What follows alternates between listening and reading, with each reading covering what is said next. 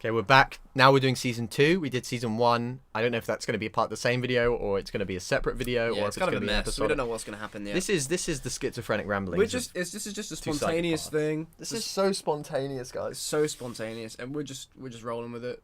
Okay, season 2.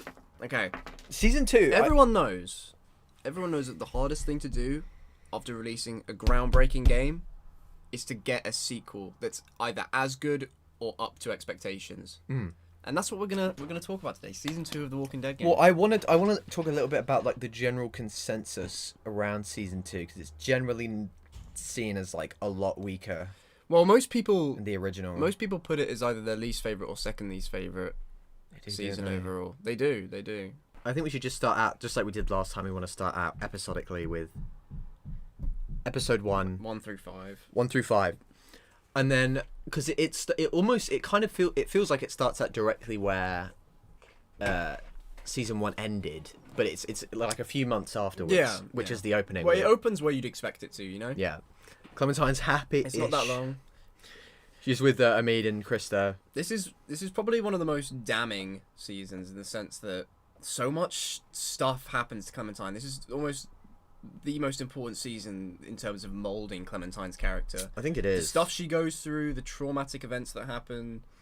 And I mean, the game. It's going to be a ride. The game opens pretty much with the game starts off as it means to go on, right? So you start off obviously Clementine's with Krista and Omid. She's right behind them. They're walking towards this restroom. Rest stop.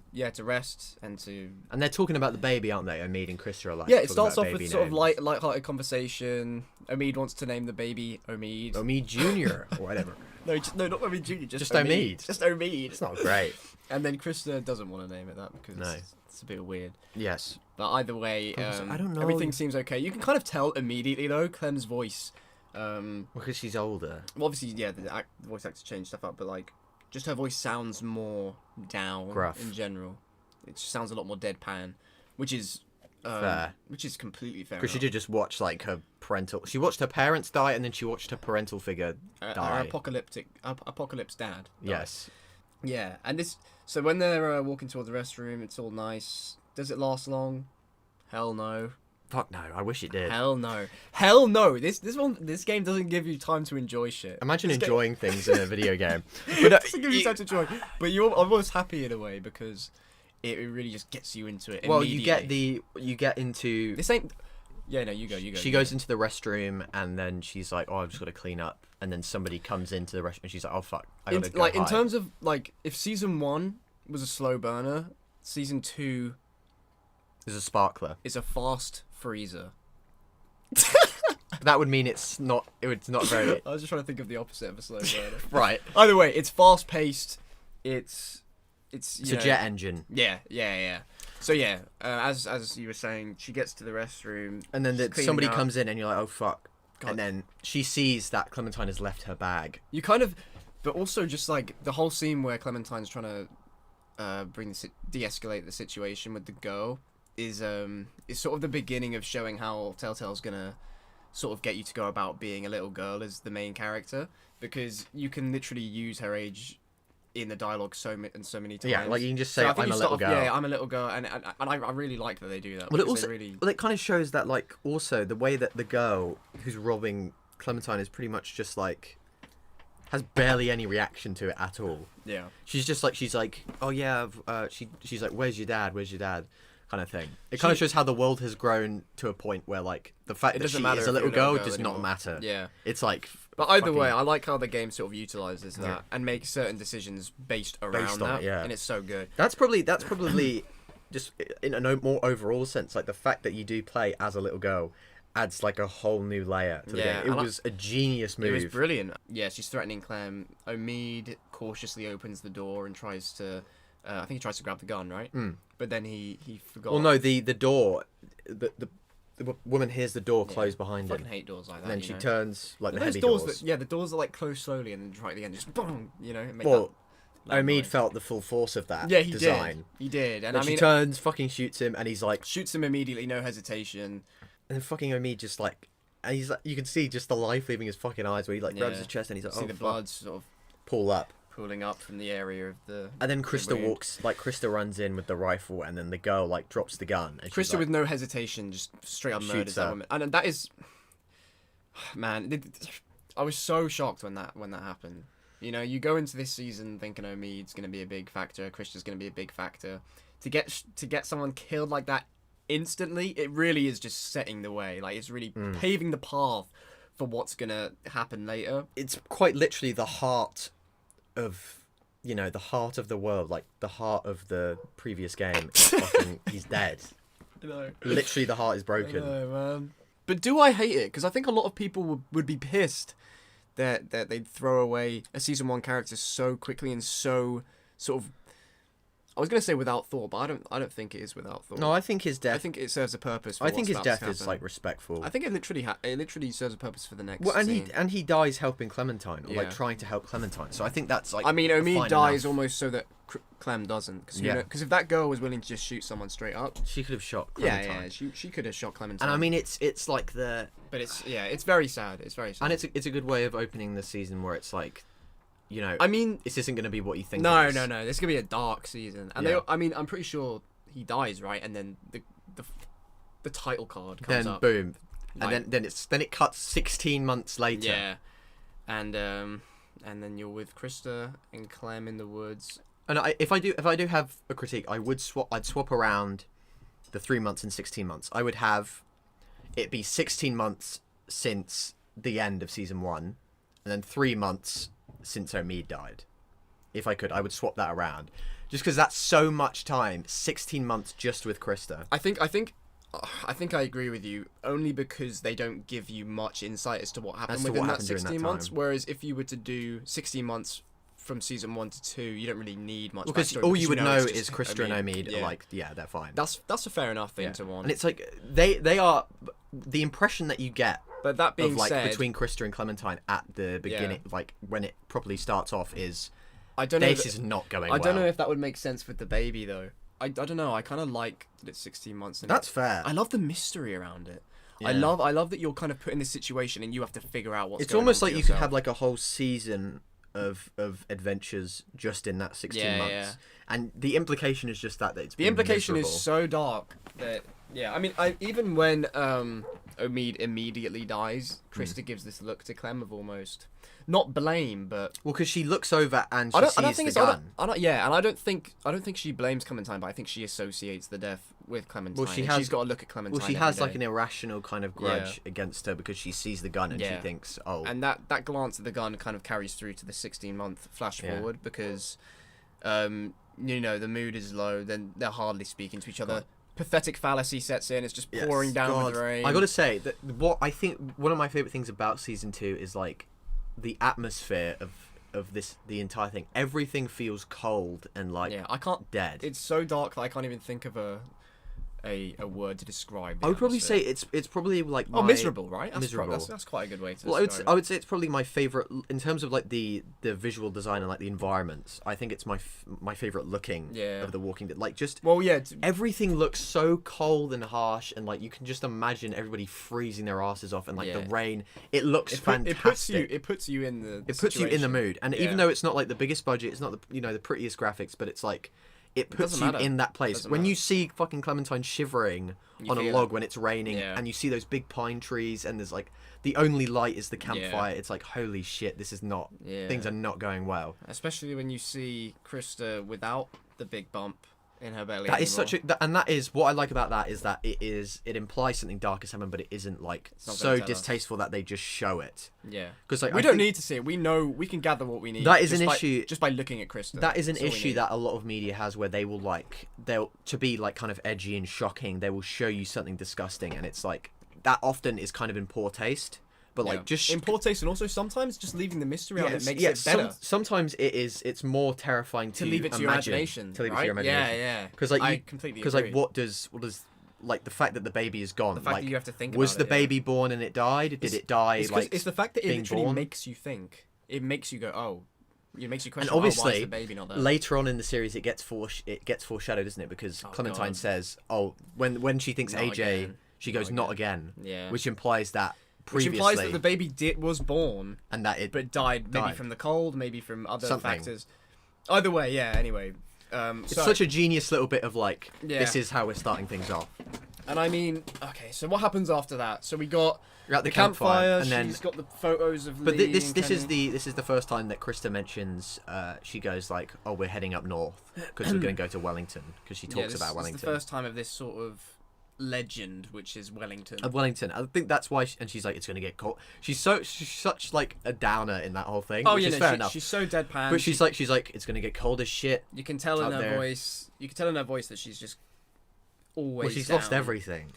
She lost the kid and she lost Omid, and Yeah. like she basically just has like Clementine's the only thing. But then again, Yeah, there's part of her that hates her. that doesn't like Clementine. Yeah, and then this all leads to eventually bandits coming out and like hassling her, Yeah, and then this is kind of like a sort of. No, you go. but there's like a big mystery kind of around, because like obviously Clementine, there is a decision. Oh, do you want to help? Do you want to like try and like throw something at the bandits or run away? And it ends the same way, but it's about the effort you put in, right? But like, and then all you hear is, regardless of what you do, all you hear is Clementine's running away, and then you hear a gunshot. Yeah.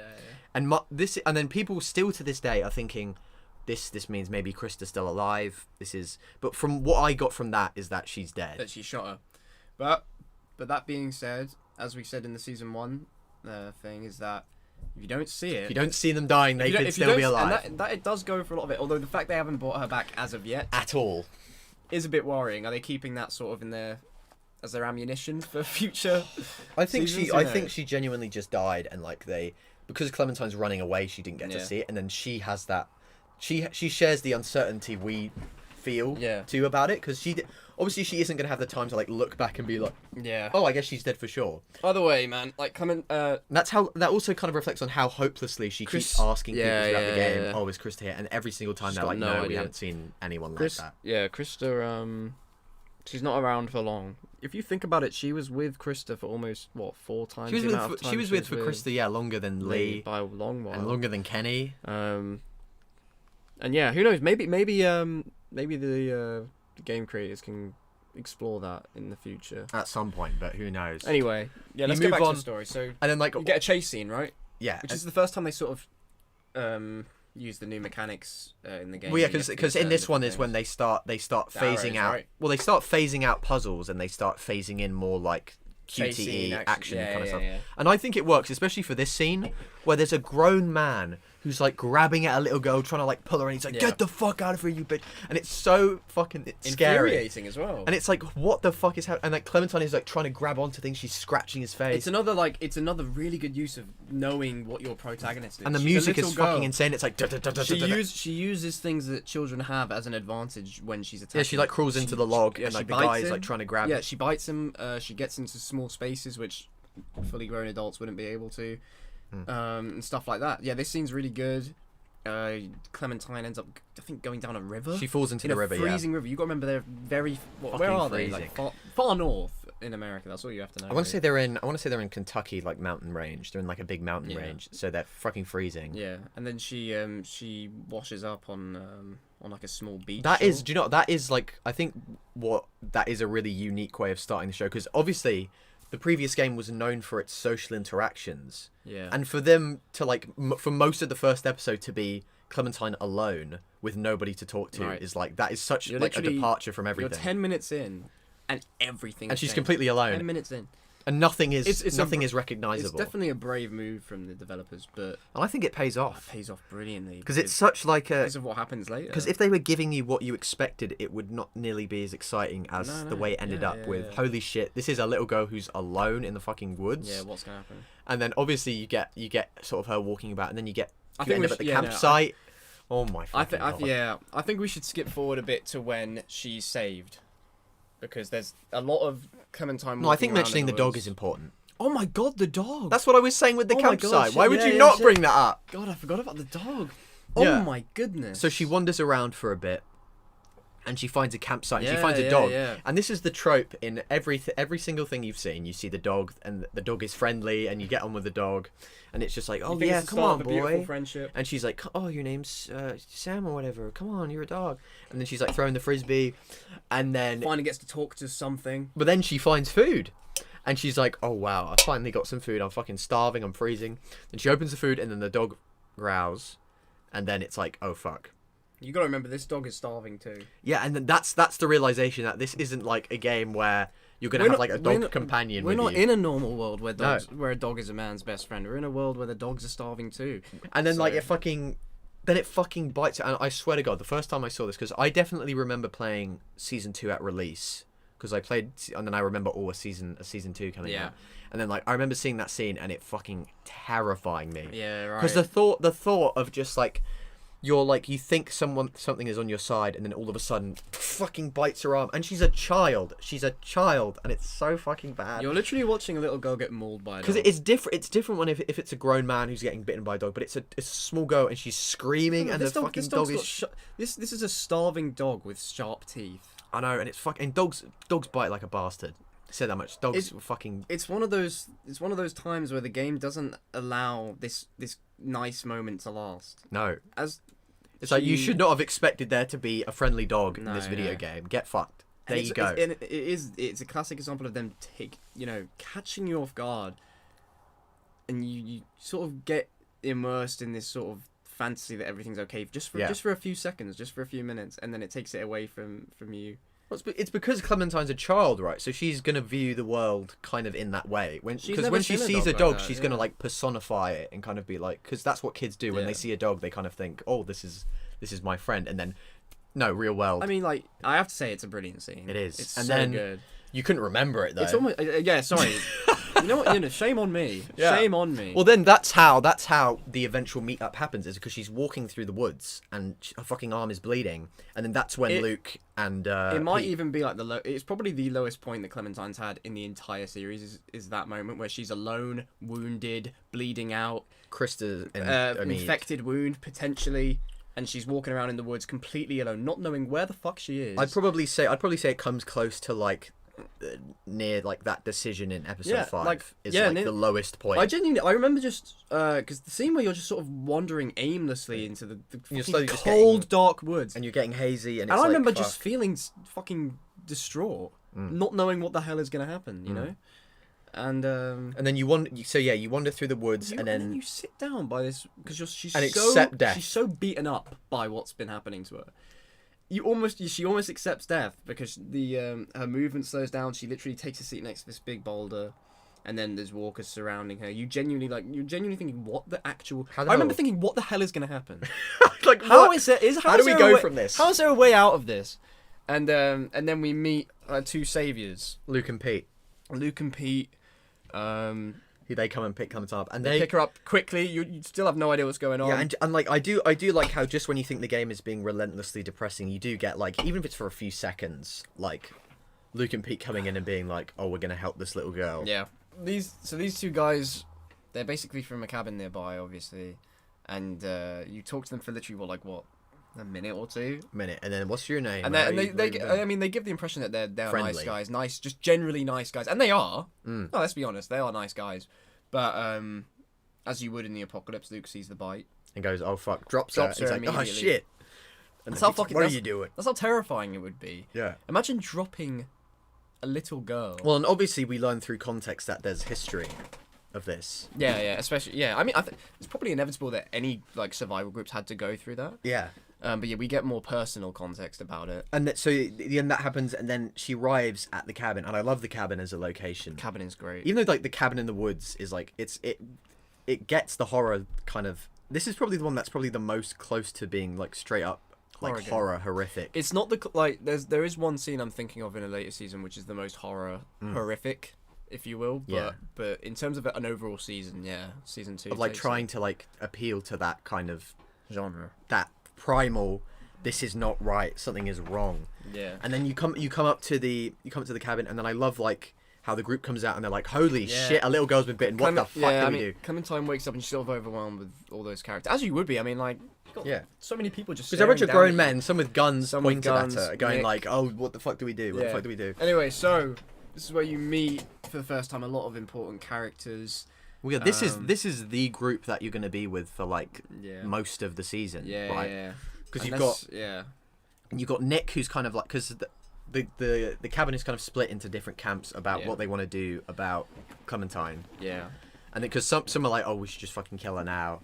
And that's like Nick and Rebecca. Yeah, at this point in the game, I really liked Pete, even though I'd only known him for a bit. I liked Luke. Alvin seemed to be a nice guy, although he got shut down by Rebecca. I hated Rebecca at the beginning, man. As everyone did. Yeah. Let's be honest, no one here liked Rebecca. No. After Not at episode the beginning, 1. no.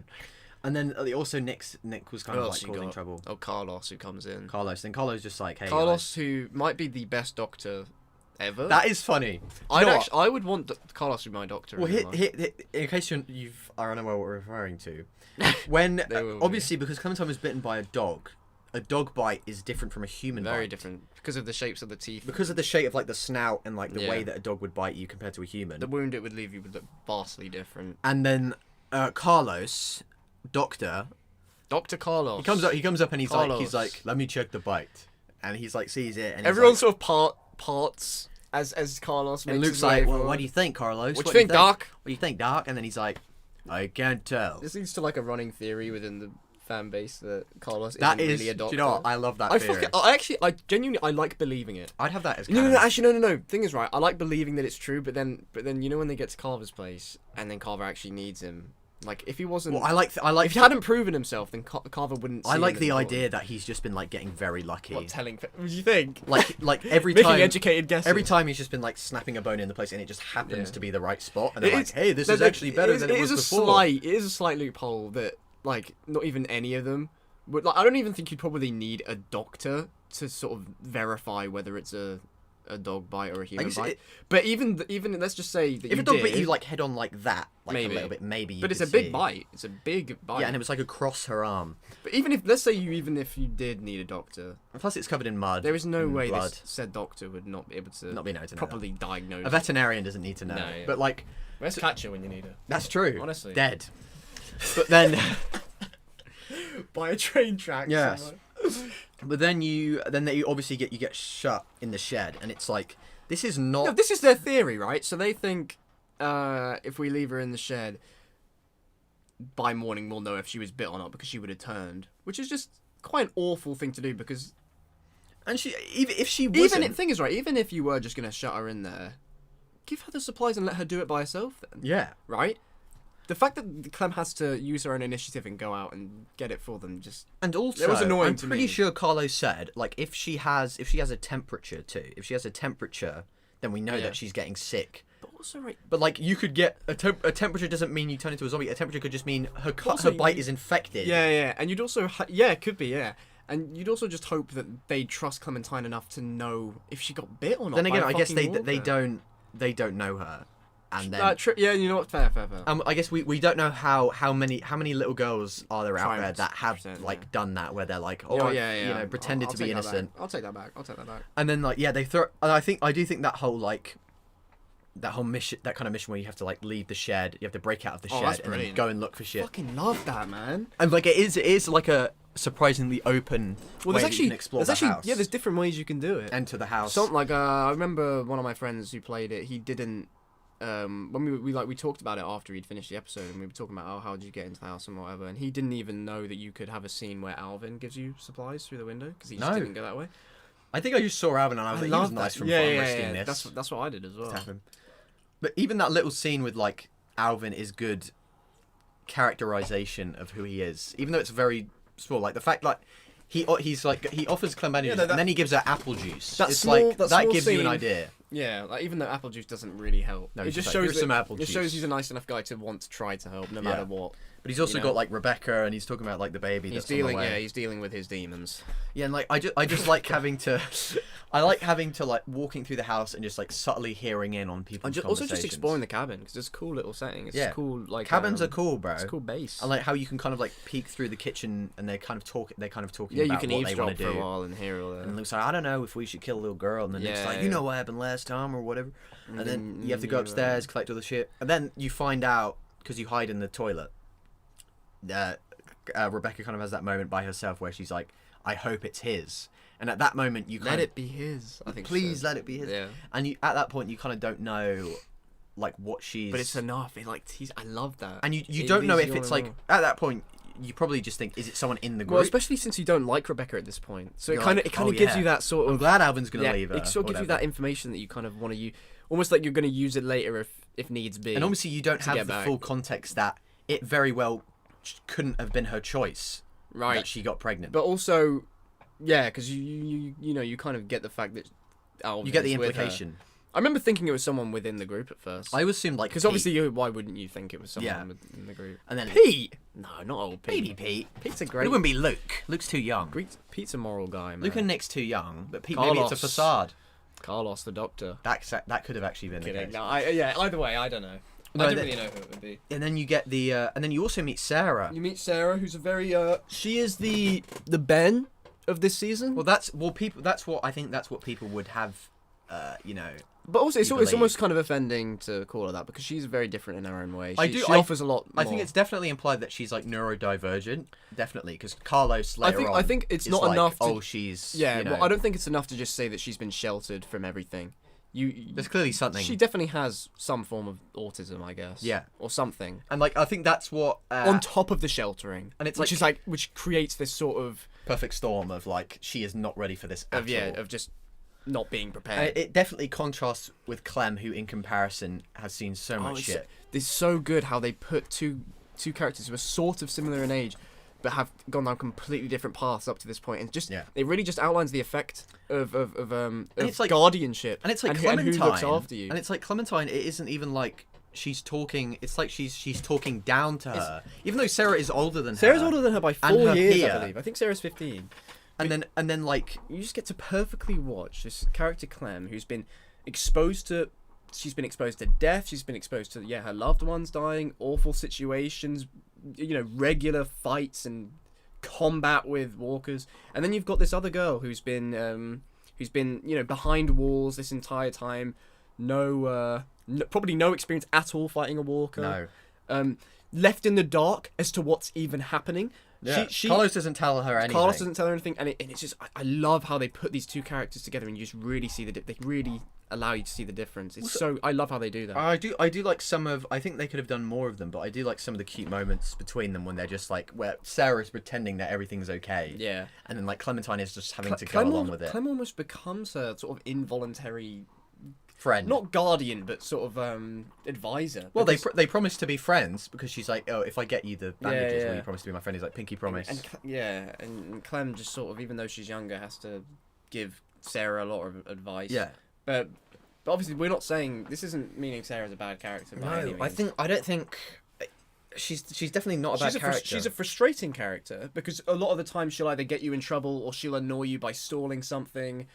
Well, to me, but that's what they're trying to do. I find her to be a more understandable character than even Ben, I'd say, because not only is she younger than Ben, well, you know more about her than Ben. But she's sheltered and you know who her father is. Yeah.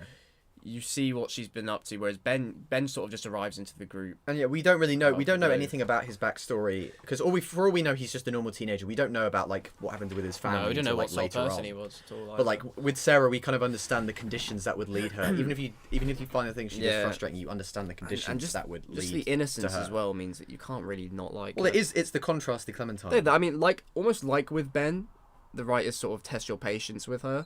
But I do think Sarah's never gonna. I think Sarah. I think I have more patience for Sarah than I did with Ben. Yeah, it's more understanding. She's younger as well. Yeah. And but yeah, she's a really good character. Yeah. You meet her for the first time when they have that when Clem's trying to get the bandage. Yeah. And she does. Then you have that. You have that little interaction, and then she bandages herself up. Then she goes back to the shed, and then you have one of this scene. If episode 1 wanted to scare any children away. What a perfect episode to do it.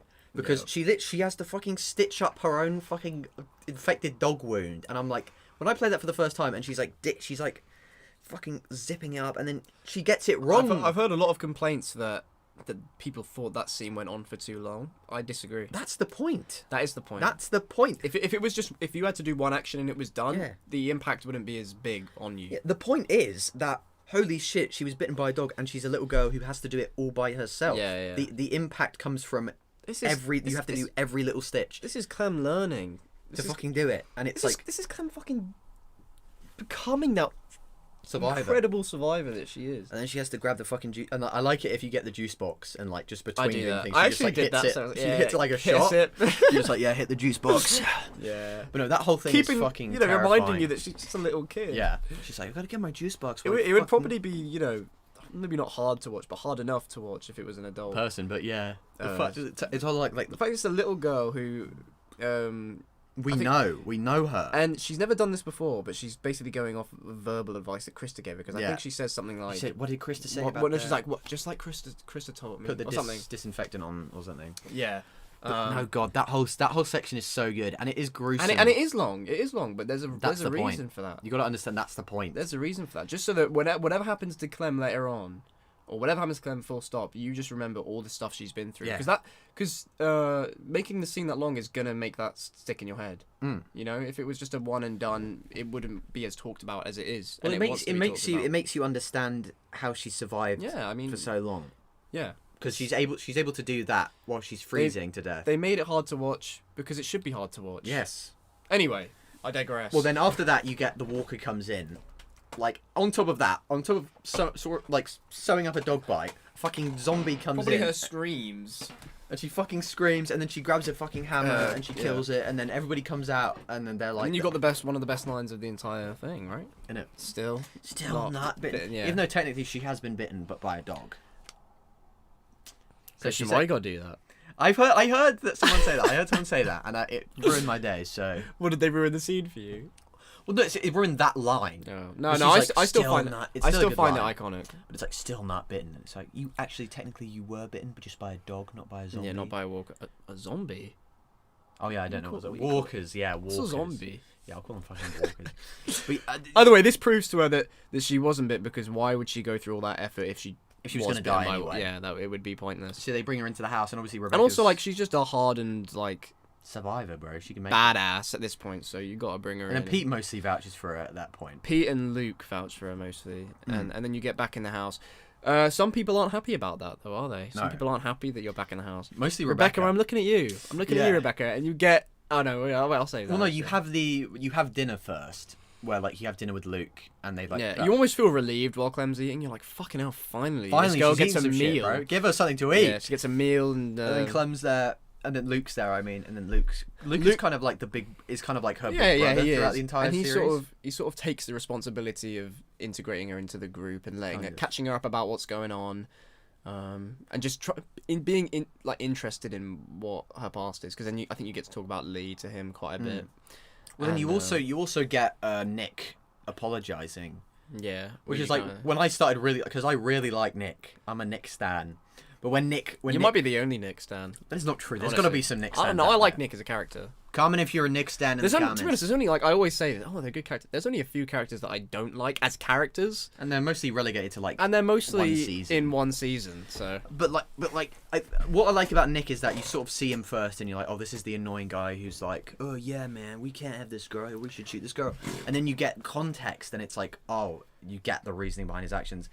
I'm pretty sure it was his mum who got Yeah. bitten, and they kept her there, and he kept prolonging it, and then eventually, I mean, no, yeah. it was her mum brought in someone. Yeah, and then And then his mum got bit. Yeah. So it makes perfect sense why he'd be cautious. he would be so cold about it, because Yeah. he didn't want to think. He just wants, let's kill her. This isn't a little girl anymore. This is a zombie. and it really let's kill affects. it. I mean, Nick is a really reckless kid who makes decisions based with his Impulse. impulse decisions rather than thinking it through. Like, he does things without thinking about the consequences first, but there is a reason for it. But and I never found it annoying. I found it more like sad when it happened, like sort of tragic for him and tragic because I always when he would do something think- good, I'd be like, oh, he's finally making some progress.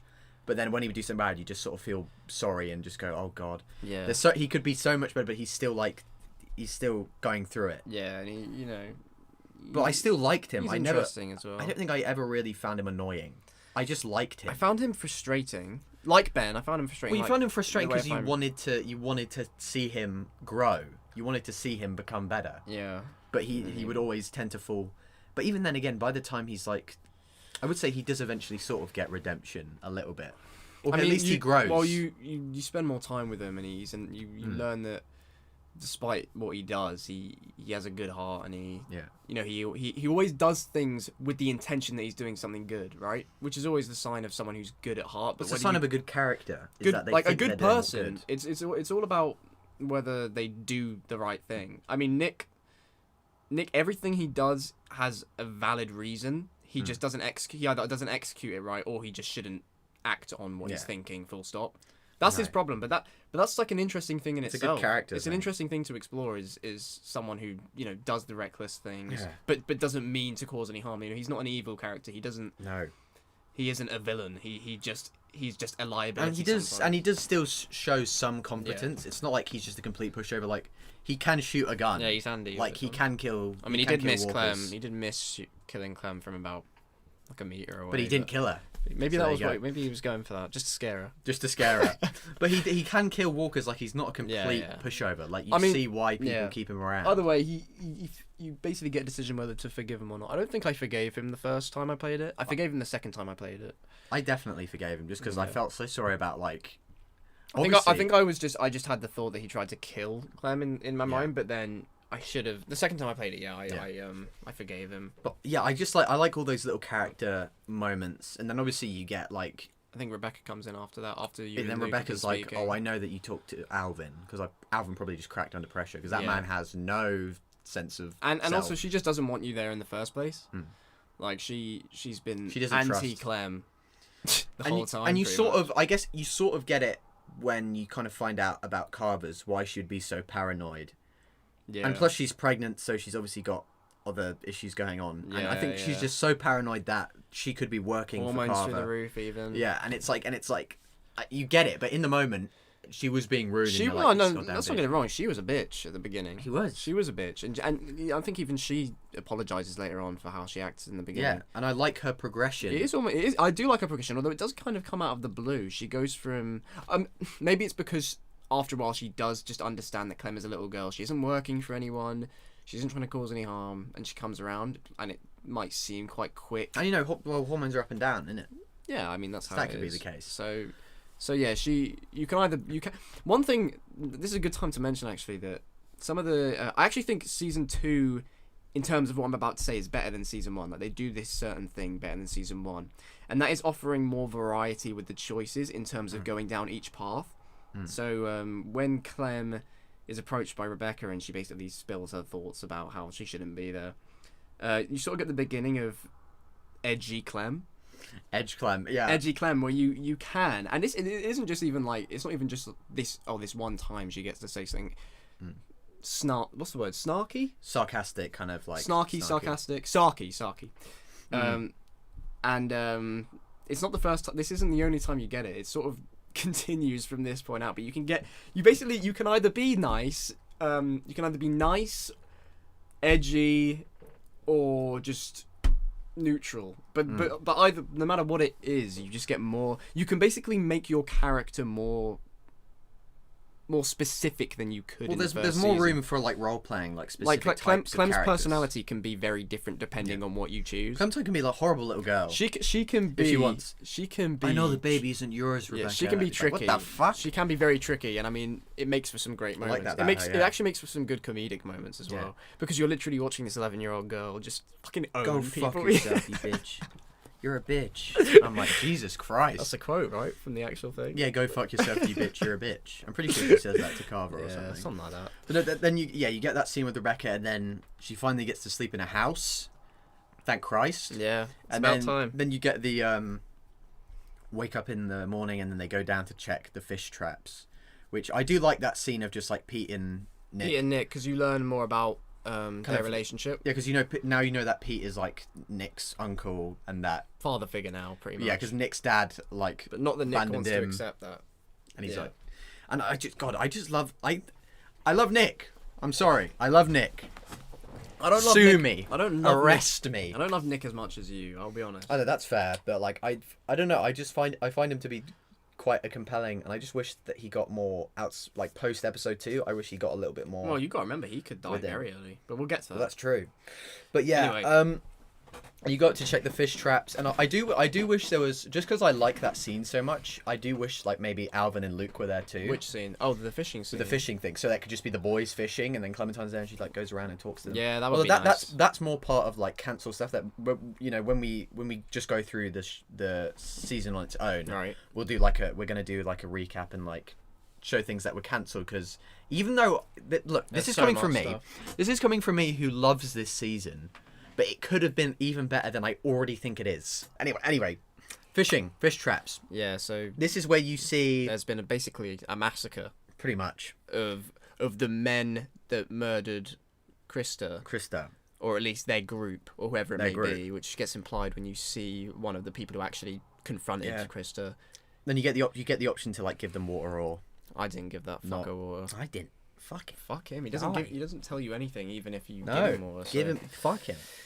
Yeah. So, but then you get the walkers swarming you, and that's the it's the first time Carver's name get mentioned as well. That's true. Oh yeah. Because Nick says, "Oh, you're Carver. What would you do?" You're Carver. What would you do? And he's like, "Who's Carver?" And then they don't answer. And No. So from that moment, I kind of knew that this Carver fellow was going to be a bit of a nuisance or a villain. a little bit of a rapscallion. Yeah, not that bad, but just there. A little bit of a pain in the butt. Anyway, yeah. So then the walkers swarm, and then the season. I mean, the episode basically ends with this decision where Pete, who just got bit by a walker, him and Nick get separated. Yeah, they're on two sides of a stream, and then Clementine has to choose: does she run to try and help Nick, or does she run to try and help Pete? And even though Pete is bitten, you like Pete a lot. I chose Nick. So I chose Nick. I chose Nick the first time. I chose Pete the second time. Of course, you chose Nick. Well, Pete was bit. Even if I liked Pete more, he was bitten by a Pete's zombie. Pete, man. Pete's been there from day one of season 2. Day one of season 2. Yeah. So that's how it ends. Basically a cliffhanger. Yusuf, does anyone, does either of them die? Or whatever? That's the episode 1. So what are your thoughts on first episode? I actually think it's a better intro episode than season 1. I would say so. I'm gonna be honest. I'll be honest. I think that episode 1 of season 1 is one of the best episodes in the entire series. Season 1. Episode 1, season 2. Oh, you said okay. Yeah. I keep confusing. That's right. It's right. Season 2, episode 1. I think it's one of the best episodes out of any of the games. Well, you get introduced to one of the most fascinating groups of people. Yeah, and it's a great intro to everything. The atmosphere is great. Like Clementine, like the whole thing, and it's just such a great send off to like this is not what you expect. The dark beginning of the dog biting you, getting separated from Krista, Omid dying, the cabin, that group, and then you meet the new. You basically know these are going to be the main group for the rest of the season, and they're a good bunch of characters in the sense that they're interesting. And they're not identical to the group before. They're not identical to the motel. Oh, group. not at all. They're different. They've got their own thing going on. Everyone's unique. And it would be easy to just kind of use the same tropes. Yeah. Right. But I like how they went for different things. And they leave you wanting more because, you've heard this guy called Carver mentioned. Yeah. And don't know who he is. It leaves you wanting more.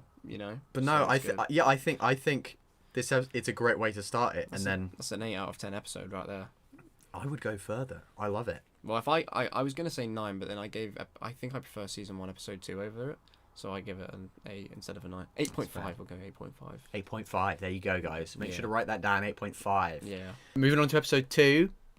Episode 2, and it's good that it opens with. It's got 2 distinct openings depending on if you went to go with Nick or if you went to go with Pete. And then I do like that they've got the 2 completely different openings, because that is a lot of work to create 2 completely different openings, and most people probably went for Pete. I think they last a good while as well, maybe like 10 minutes each. It is, yeah, and I mean, and you get insights into each character. Even though getting insights into Pete's character is sort of pointless because he dies. The Pete will remember that. No, it's not very important. It isn't applicable, but I liked. I don't know which one I prefer because I think they're both good. They're good little moments. I kind of like how Nick kind of gets drunk and then he's like, "Oh, I'm useless, I'm worthless," and then he sort of builds back up his confidence and helps Clementine. It perfectly fits what you think of Nick at that point. That's true. Like that scene kind of works for him perfectly. And then with Pete, the Pete one, you don't get much. Like I think he just basically he tells you more about Nick. He basically just tries to get you to watch out for Nick. But no, I like that. I like that split in the opening. Yeah. And then obviously, nice for different experiences. After those opening things, you get you get one of the best moments, I think, is when they come back to the house, and then they're like, oh, we're gonna go off and look for them. We're gonna go off and look for Pete and Nick whilst you're at the house. Well, actually, and then you're with Sarah. You find out that Luke and Alvin had already gone out looking for them because they'd taken a while. Oh yeah, you go, and then they're like, oh, Luke and Alvin have already gone. That's why Rebecca and Carlos are so on edge when you get back. Yeah, and they're like, why aren't they with you? Yeah. Because you still hate Rebecca at this point. Yeah. And then they're in a hurry to go, basically, because of that. And they head off. Alone. And that's when Carlos says that Sarah's different, right? That's true, yeah, because he's like, you've got to like distract her, is pretty much what he says. Even though, he literally does say that. And well, then I do like that little moment when you're with Sarah, and then you can take the picture. You can choose to like have the picture with her, and then that plays later on. It just further emphasizes how out of the loop she is. She's got no idea what she's doing, bro. She just has no idea what's going on. She points the gun at you, man. And she's been at Carver's camp, and she's just like, even then with that context, she still is mostly clueless. But once again, like, even though she was at Carver's camp, it does just tell you though she's just been, I keep saying sheltered, but literally, she's behind these massive walls all the time where she just doesn't know what's going on, really. Yeah, but then you also get like probably. Such a good introduction to Carver as a villain. You know me, this is probably my favourite. Do you remember when I was playing it, how into it I was? Like, on edge, I was focusing so hard on trying to pick the right things during this. Genuinely might be one of my favourite scenes of the whole of Season 2. I'd say so.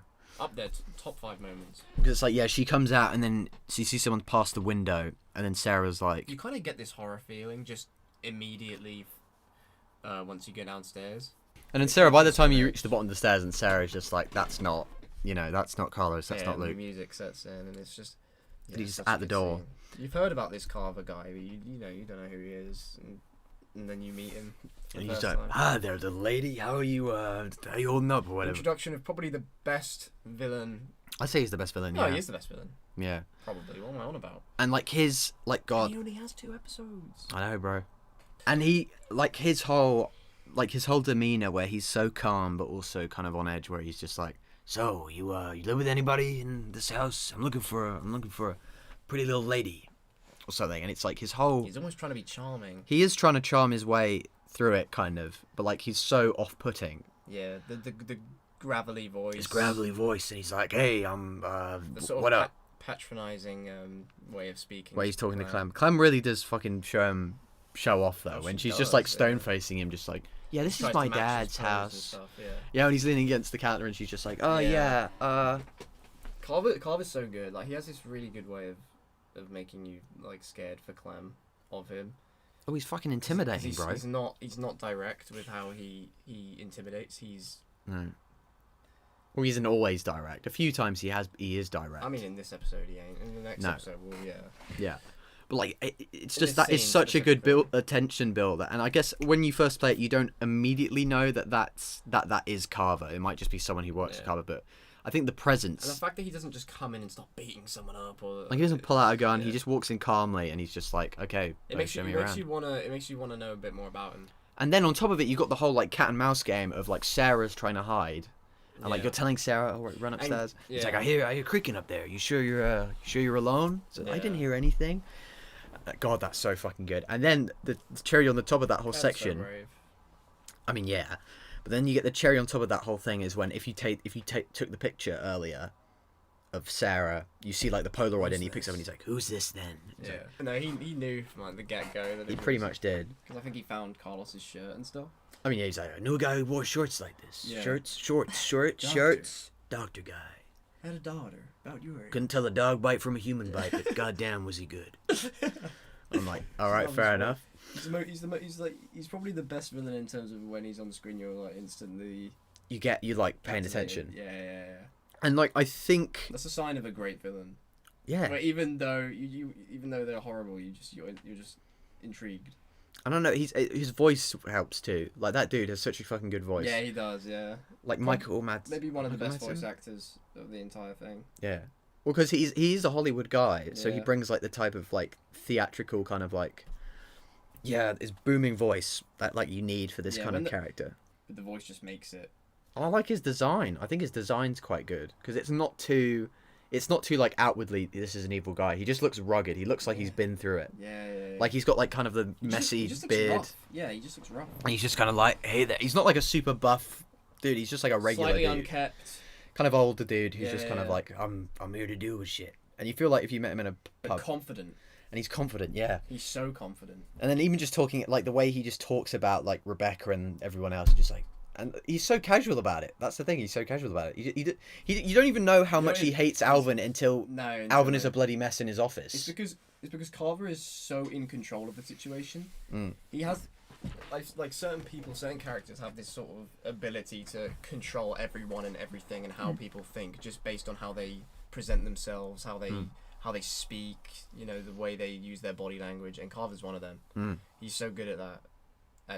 He just knows all the time that you're never gonna, you know, outdo him or.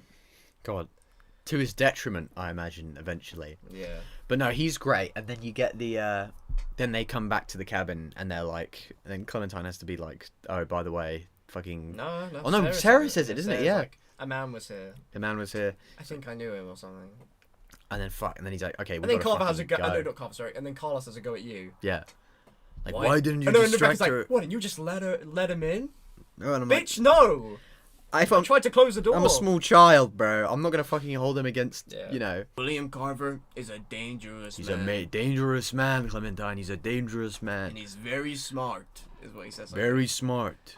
And we gotta run away from him, whatever. Yeah. And that's like that starts off like their little adventure where they like run away from the cabin.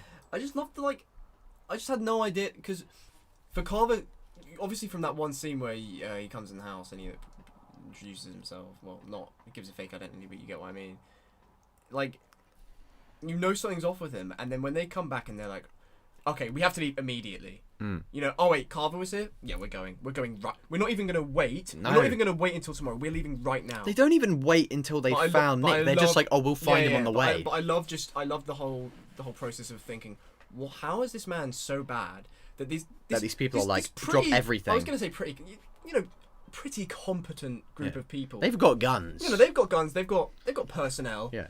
And they are having to pack up and leave right now, right immediately. there and then, as soon as they even hear his name. Yeah, and it's they like, haven't even seen him. They've just heard. And they've got it good with that cabin, that nice little do. cabin spot. But even then, they're like, "Fuck, we gotta go." And how is he that? And then you find out that he is an awful human. Not being. a great guy. But I like them finally setting off on that, and I think that's the first time Rebecca kind of apologizes to you is on the way trip away from the house. It skips like 5 days, so they've been hiking for 5 days. That's true. God, that's a fucking nightmare. And she's a pregnant woman, bro. She's pregnant. You're only going as fast as the slowest person in your group, right? So they probably were struggling. Yeah. I mean, God, I like that whole. I just like the whole idea that they were like hiking across these mountains, just like always looking back to be like, shit, is anybody behind us? And then he's not even that far away. He probably came back to the house the day later or something. Yeah, with a bunch of dudes. Smell blood. It's like okay, they're scared. Know where these guys going? But no, God. And then we've obviously got this little lead up to the bridge. I just thought of a scene that's going up and it made me laugh. Yeah. I don't know if you think about. I don't know if you're even thinking about the scene I'm thinking of. But no, I do like the walk up to the bridge is where you get to spend a little more time with Luke. Just sees a lot of potential in Clem. Yeah. He sees someone who knows how to handle herself, and he thinks, okay, if I can mentor her a bit more, she can become even stronger. Yeah, I think I just like their dynamic. You've missed the best line of the entire of the season. What? When Clem's looking out on her binoculars when they're scouting out the bridge before they get to it. Obviously they see the mansion and stuff. And then she spots a little house and she says, I see a little house. And then Carlos shouts, how big is it? Even though she just little.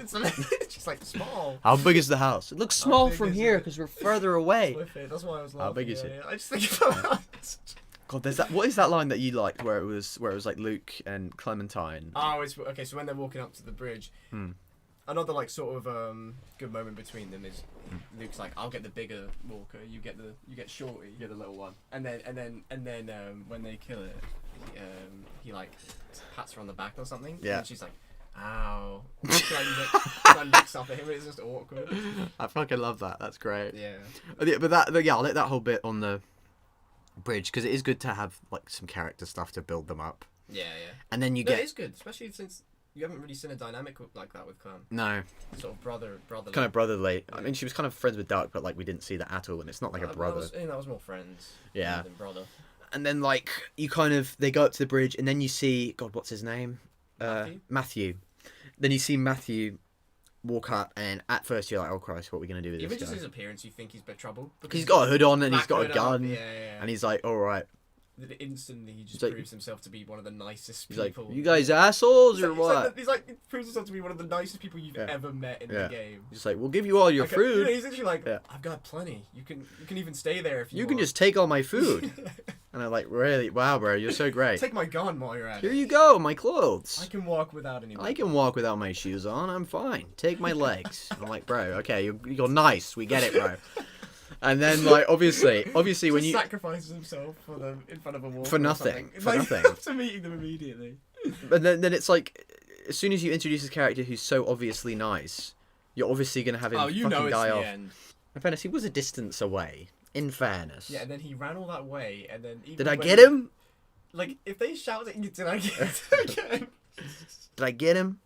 I don't know if did I get him? I couldn't really. I didn't see it was a good shot. Or was it a good shot? Like. Fucking you up, Nick! Son of a bitch, Nick. What are you doing? And like gives him grief, and he's like, "That guy was gonna offer us all of his Clem? food." Right, Clem? He's like, "Yeah." And then Clem just says, "No, he was a nice guy." He was a nice guy, and he's like, "I know what I saw." We don't know he's Matthew at this point. No. Well, we don't know he's connected to. You can actually get the earliest hint, like in the next scene. To be fair, they have a conversation when they get to the little house that Clem had spotted earlier. Yeah. That belongs to Matthew, supposedly. But then you get that.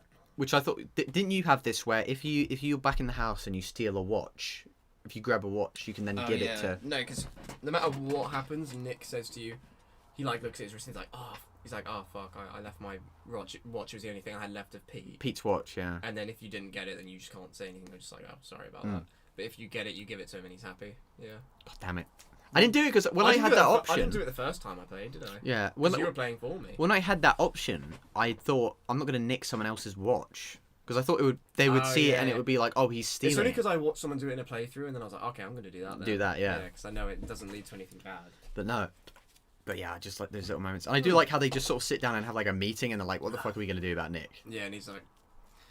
And then he gives you backstory about him and Luke, right? Yeah. It's like, some fucking plan. Some fucking plan with his big Luke. Business plan. Well, you get that backstory. You get that backstory if you chose him at the end of episode 1. Oh well, I got it there. Well, you can get it earlier at shit, that pit with the moonshine, yeah, where he's like, fucking plan. where he's like, yeah, we had a business, we were going to go in a business together or Nick, something. we're burning daylight. Burning daylight here, Nick. We gotta come up with a great plan. It fell flat or something in a few months. Business But fell we didn't through. care. We were having fun. Yeah, god damn it, I love Nick. Yeah.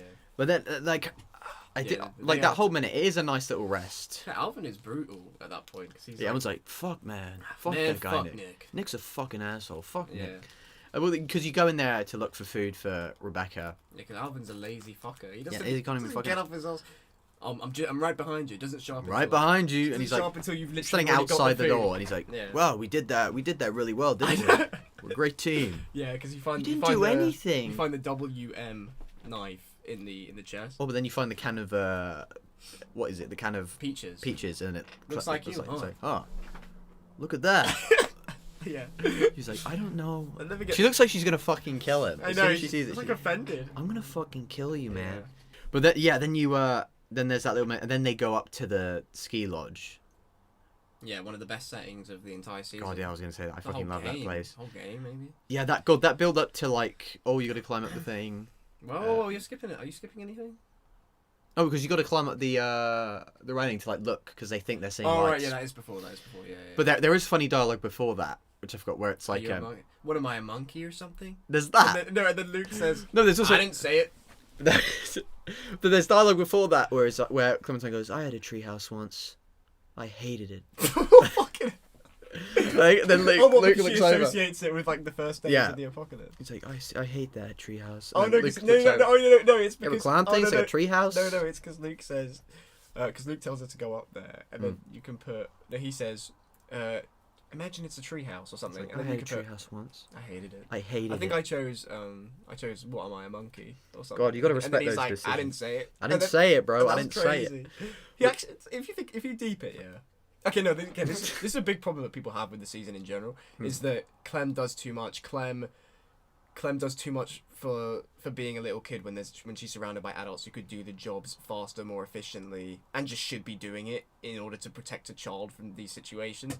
But my counter to that is, it's a game, and it needs to be interactive, it needs to be engaging, it needs to be fun.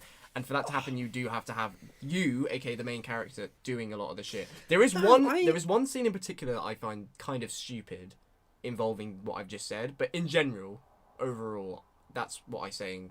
Well, I rationalize it as they've grown to trust her, and they barely even see her. Yeah, but this is episode 2. Later on, in episode 4 and 5, yes, they do trust Clem to do this stuff because she's done it before. Yeah, but she's responsible. But as well, what are they going to do? Make Clem do nothing? Even then, I do think her showing off in the shed with like, oh, she managed to like bandage up her arm and kill the walker with like a fucked up arm. I think that gave enough of an impression where they would go, oh, she's not a normal little girl. We can trust her with. Well, that's things. Just another reason as well. Then. Yeah, because a lot of people do hate that. They get so angry about it. Yeah, but for me, I just found the wind turbine scene funny. Yeah, it's just like, what? It's just funny that it's just like they're walking up a thing, you know. Anyway, she gets up to that as she sees the lights, which don't get mentioned again. Not really. It don't get mentioned again until they said arrive. Lights make it. Yeah. But that's just like sort of padding for she slowly comes down the ladder, and then the people in the ski lodge come out, and there's like an argument, and then they're like, I don't know who the hell you are, and then you sort of walk down. You actually hear before you see. You hear fucking Kenny. You you're hear, like, fuck that! Fuck that! And then you I'm not fucking doing that. I might have known instantly. Fuck you. When I heard that, fuck that! That's so Kenny, bro. Yeah, it was like so recognizable. No, and then Clementine fucking comes down and then fucking goes through the crowd, and he's like... Clem's presence alone de-escalates the whole situation. Yeah. If Clem wasn't there, I'm telling you, they would have... Kenny himself would have made sure they're not getting in that house. Oh yeah, Kenny would have fucking killed them. Yeah. Probably. Fuck that! Fuck that. And then he sees Clem, obviously...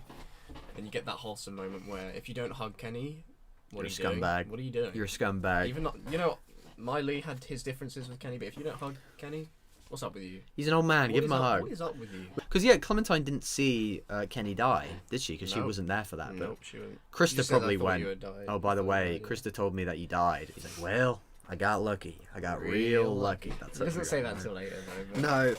But like, God, it's such. Kenny's design is so cool in season 2 as well, with the big beard, the big like grey beard and shit. Grizzly appearance. And he's like I think he's better in season 2 than he's in season 1. I agree. I'd say. I agree completely. Because I don't know, he's such a fighter. He's such a fighter in this. He's a survivor. Like he's been through so much shit, and he's still like, I'm gonna just survive for the sake of surviving.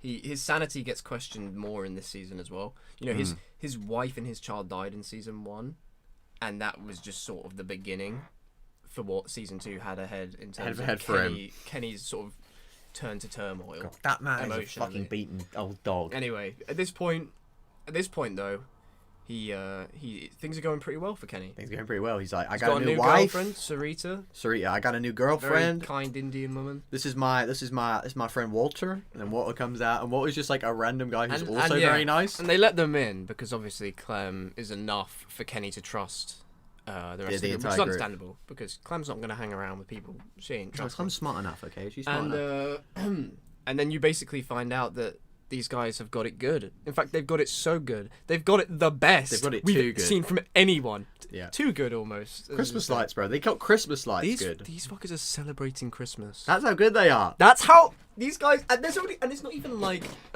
Richmond or an area that has it's a massive settlement. There's 4 of these dudes. Well, obviously, you know what I mean. Yeah. There's 4 of them, and they've got it this good. They've got this massive... You thought the cabin was good? They've got a fucking wooden mansion. Ski lodge, bro. Ski lodge. No, I love that whole section because that is the break from like the depressing shit that's just happened. This is probably the scene in season 2 that's the most everything's relaxed. This is the most calm it will ever be. It's the most nice everything. Just nice, just like everyone having the fun. Nicest distraction. Christmas lights. You'll never see Christmas lights again. You literally have a choice. You go from getting bitten by a dog to having a choice for what Christmas topper you want to be Yeah. at the top of the It's tree. like, do you want to put an angel or a star? Yeah, so you get to basically this scene serves as a purpose for you to meet the new characters and catch up with With Kenny. Well, catching up with Kenny, that's like some of the best when obviously he has I got real lucky, Clem. I got real lucky. Yeah. And just like the iconic scene. Just like, oh God, that whole fucking thing is so it, great. It's so good. Now, what was that one thing he says? He says like, he's like, Krista said you were dead, and he's like, I am. We all are. Oh, I never got that title. And then like he starts laughing. I never got that. I wish I got that. That's so fucking because like Really Clementine gets and he's like, I'm just joking with you, yeah. Sweetie, or whatever. Oh, I never got that. That's so fucking shame. funny. But no, like and it's just so great seeing Kenny. You're so again. happy to see him. Even if you didn't really, everyone liked him. It's a Even if you familiar didn't get on with face. him, yeah. It's like because especially after Krista and Amida killed within like the first 5 minutes. Yeah. It's good to have somebody from the old game. Like, holy shit, we're And back. if you're gonna bring back anyone, You gotta bring back I Kenny. think Kenny's the man. Kenny, and they do so much with Kenny. Yeah. Like it's clear that they had an idea of where he was gonna go. Yeah. It almost felt like they kind of knew. I mean, that's kind From of the why. get-go, right? Well, that's kind of like why his Because- death was so ambiguous. Yeah, because at they the end. they wanted to keep it. Because I feel like they kind of knew they wanted to do something more with him. But yeah, and he's probably one of the highlights of the season. But yeah, and then obviously you get Walter, and I like Walter just because he's a completely nice guy again. Yeah, like we said earlier about Matthew being almost too nice, that it caused his downfall. Yeah. Amplify that. Walter and is times it similarly. by 2. Times by 2 with Walter, double And it. that's Walter, yeah.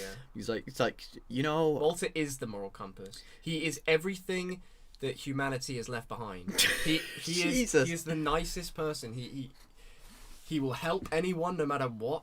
He is not blinded, but actually, you know what? He is blinded. By He's love. blinded by love. And kindness. Because in the end, as with anything, if you show too much love to something, then something's gonna get you back in the arse. Someone's gonna make you pay for that. Jesus Someone's gonna Christ, make you pay for that Edward. kindness. Jesus. But no, I do like the little interactions he has with Clementine too, and he gets the peach gun. He's like, striking resemblance. And he shows it to her Plus, face. he's just- And Clementine just wants to fucking kill anyone who says she looks like that character.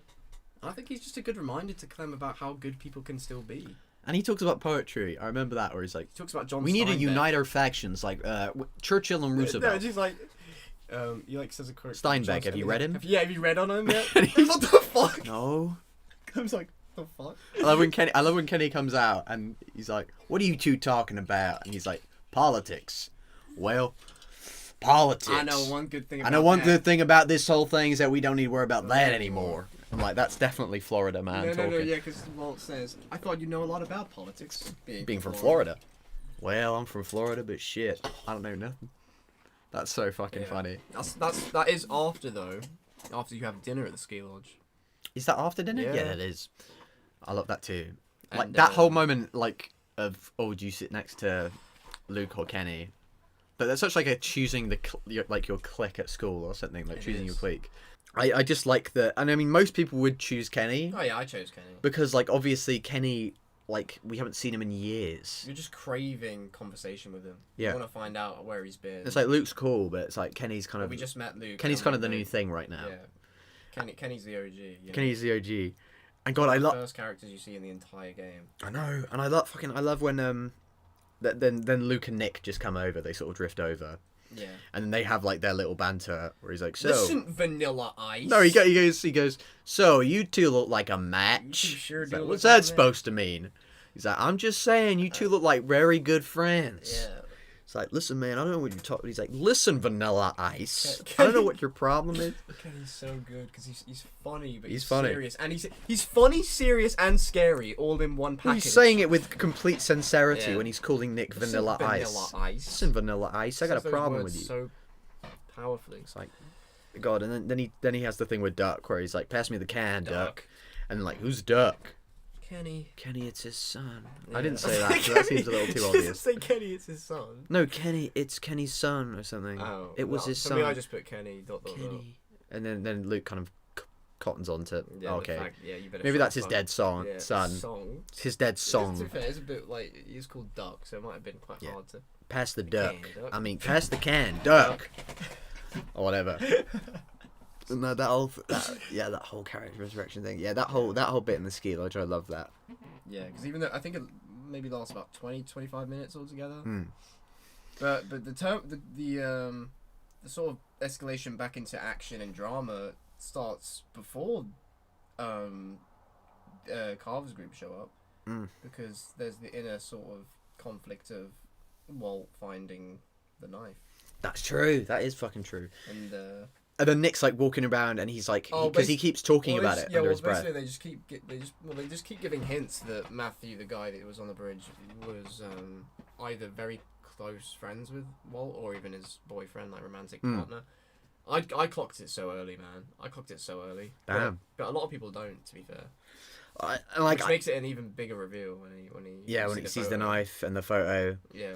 But God, and I like how he sort of cottons on by the fact that he hears Nick being like, he heard him talk about a guy he shot down at the stream, and you'd be like, you know. Walt was already connecting the dots. That's why he probably actively sought out looking at their stuff to see if he could find any evidence. And then he finds the knife. Well, he finds the knife before you can, because Clem wanted to get the knife to hide it because they clocked on, depending on whether you told Nick or... Oh, well, I do like that Nick wants to tell. Yeah. Well, he's like, I need to tell him. I think I didn't tell him that, because I think you have a choice to tell Nick about it, or you just say leave it. And I chose to leave it the first time. The second time I told him. You son of a bitch. Either way, yeah, Nick finds out, right? Because he walks into what's going on. He walks in on Walt, like looking at the knife. Yeah. And he's like, listen, man, you gotta, you know, calm down, whatever the fuck. Yeah. So I mean, that scene. To be fair, when I see is Nick a good man? When I see Walt playing with the knife, I was so taken. I was really thinking that this guy was about to turn from nicest guy in the thing to like full psycho, vengeful, kill him. Yeah. But he's just too nice. No, he's too nice. He doesn't even need someone to take the knife off of him. He throws it himself. Throws that goddamn knife. That son of a bitch. Yeah. Then if you don't tell him, then that matters later on. Yeah, because don't you get the decision where he says, "Is Nick a good man?" Yeah. Like, did he just make a mistake, or is he, you know? Yeah. Oh yeah. And that obviously impacts whether or not he saves him. Yeah, because you got to remember, Nick could die in episode 2. Yeah, he can make it to like the beginning of episode 4, where he dies on a fence. That's kind of a shitty death. That is a shit death. It's a very bad death, actually. It is. Anyway, yeah. Kill him on a fence. But no, then is that when Carver's guys? Oh yeah, they start flying off. They get the 12-year-old to do some repair work. Carlos is just like, I don't know how to work one of these things. Does Carlos know how to do anything? All you got to do is just switch the button. Yeah. Clem presses one button. You grab a key, put it in the thing, turn it. He's like, whoa, I can't believe you did that, Clementine. And then that's when enough though, because it brings the whole walkers come in, and there's like they're fighting and shit. And then I think that's when Walt has the moment where if he shoots him or not. But I was honest, so he didn't shoot him. I think he either shoots the walker. Well, he doesn't shoot. He just leaves the walker, and I guess that's him in his head. He's going like, I didn't technically kill him. I just didn't save him. Yeah, maybe. But yeah, then after that, you get Carver's guys showing up to the ski lodge. Well, you just see like machine guns fucking firing, and they're like, okay. "We're saved!" Yeah, you know. Oh fuck! Yeah, some random guys in the woods have just come to save us. Saved us. We're finally free. This is the beginning of the end of the happiness. Oh god, we forgot Bonnie. Bonnie shows up earlier on, and she's like asking for supplies, and she's obviously scouting, and then nice guy Walt is like, here, you can have all of our supplies. He doesn't even give her like 2 cans. He gives her a massive box full of stuff. Yeah, and then Bonnie enough to feed them for probably like a month or something crazy like that. And then Bonnie shows up later, and he's like, get moving. And then Walt's like, you bitch. Yeah, no, he doesn't even bitch. say that. He's just like, you. In disbelief at how cruel people can be. And then Bonnie's just like, get moving. But then you get that like confrontation, and then there's the whole you're hiding up with Alvin and Rebecca upstairs, and then Carver comes in and he's like, we got hostages here if you don't come out. Then he fucking breaks Carlos's fingers. That was so fucking gnarly. You gotta choose whether to give yourself up with Alvin and Rebecca, or like try and go around and find Luke. I sacrificed myself. I gave up, because I mean they were fucking breaking Kenny's, and that does mean Alvin lives. Yeah, it does. Longer. If you go with Kenny, I'm pretty sure. I do think Alvin has a better ending in like his if he survives that, he gets the better ending of like saving Clem and letting Clem go rather than just being shot in the head. Yeah. Even though I guess that is. Imagine if he just got shot and didn't get his arm shot away. And just like, I guess we shot him. Carver has all this tough guy shit, but he keeps the smallest gun in the world. Smallest gun in the world. Something funny about that. How do you remember that? But yeah, It's funny. it is. But I do like that whole hostage situation thing. Yeah, because it actually. When Sarah's screaming. You could come out of that. You could come out of that with Nick and Alvin dead. Come on, with Nick, Alvin, and Walt will die. Walt dies no matter what. But God, that's a fucking nightmare. But that's another one of those ones where they give you indirect decisions to make. You don't outwardly say, "Oh, okay." Yeah, it's not outright save this character or don't. It's you make this decision. The subtle. consequence of that is this character dies, but you don't know that directly. And and that makes it even better. God, it makes you more on edge as well. And God, and the way they kill off Walt is so fucking sad. When he knocks him down, and then Walt he looks back and he kind of leans his head up a bit and then fucking shoots him. Yeah. So he doesn't have like a chance. He has like that little split second of, oh, what's gonna happen now? Maybe I'm not gonna die, and then he just fucking shoots him. Yeah. Because that is such a good moment, though, and that's Carver. He's establishing himself. He's like, he doesn't take shit. This is when you gotta really think about this because it doesn't get talked about enough. I think. Maybe Sarita brings it up once. Clem's group showed up and fucked everything up for this poor group of Kenny and Sarita. Fucked up Kenny's life. They had the best. They had the best thing. They had the best thing going. The setup was so good. It was so good that they literally had enough. They had enough food to give a random huge box. Just a random person, yeah. And then Clem's group show up, and within that night, not even within that week, not even within the day, not even within 24 hours, they fucked it up so bad that Walt died. And they have to force to leave. Oh my goodness! It's funny, but it's sad at the same time. Anyway, yeah, that leaves off episode 2, isn't it? That concludes episode 2. You basically just are left with them getting escorted out. They're gonna go to Carver's place. Yeah. But God, episode 2 is so fucking good. Oh my God! I prefer episode 1 to episode. Oh no, I don't. Cause no. Sorry, my bad. Episode 2 is better than episode 1. You son of a bitch. I'll give episode 2 an 8.75. 8.75. Yeah. Not hitting the 9s yet though. No. Jeez, rip. No. Rest in peace. That great setup, and then they've obviously got the setup for going to Carver's place. Meet Kenny this episode. God, that An integral part of the rest of the. That's the season. thing people know about the second game is that also Kenny's in it. Yeah. They fucking don't remember Luke or Jane or anyone. They just remember Kenny's in this one again, isn't he? Yeah. Pretty sure. I mean, you get one of the coolest settings. Get a bit of respite in this episode, but at the same time, it just gets destroyed in typical Walking Dead fashion. Yeah, just zombies coming in everywhere, shooting. Yeah, I think. No explosions though. Yeah, this episode's really good. Some funny one-liners and stuff. You gotta respect it. They're like real lucky and the how big is it? And the monkey. It's a little house. Yeah. How big is it? Clem's just like small. It's kind of small for a little house. That's funny. Yeah, really good episode. No, I think this is like peak for me. I was so hooked at this point. For me, it's kind of I didn't almost want to peak leave your Walking house, Dead. honestly. I didn't want to leave it. I wanted to finish season 2. Finish that shit, yeah. Right there and then and there. But then, of course, we've got episode 3, midway point of season 2. Episode 3, baby. Well, I like episode 3 starts with they're out in the bush, and then Troy gets introduced. Everything come out alright, girls. That is so fucking nasty. So pedophilic. Fuck that character, bro. Yeah. He's worse than Carver. Maybe Well, it's not, like you have no I had no idea what Carver's place was gonna be like. No. I actually probably you know what's weird? I actually probably anticipated it being worse than it actually was. Worse? Not Carver himself. Like Carver was worse than I thought he would be, but the place. Like I thought it would be worse conditions in terms of like living quarters and stuff, and like the food situation and shit. But Carver himself ended up being I say exceeding as if it's a good thing, but like going way beyond what I even thought he was capable of being. Well, I guess that's kind of why people are still loyal to him, even though he's a psychopath. Because they've got food. Good food situation. They've got beds. It's like, and there aren't that many options. Clearly, but there is no freedom. Absolutely not. And he is a fucking ruthless dictator. Dictator, pretty much. Who does anything and everything. You stray from the flock, or something like that. He's like, I'm your shepherd, guiding you. Oh yeah, when he's we got a road lamb. No one's listening to you, Carver. He's no, doing this rant. it's like 3 people in this base, and he's just like, we gotta. I mean, you get.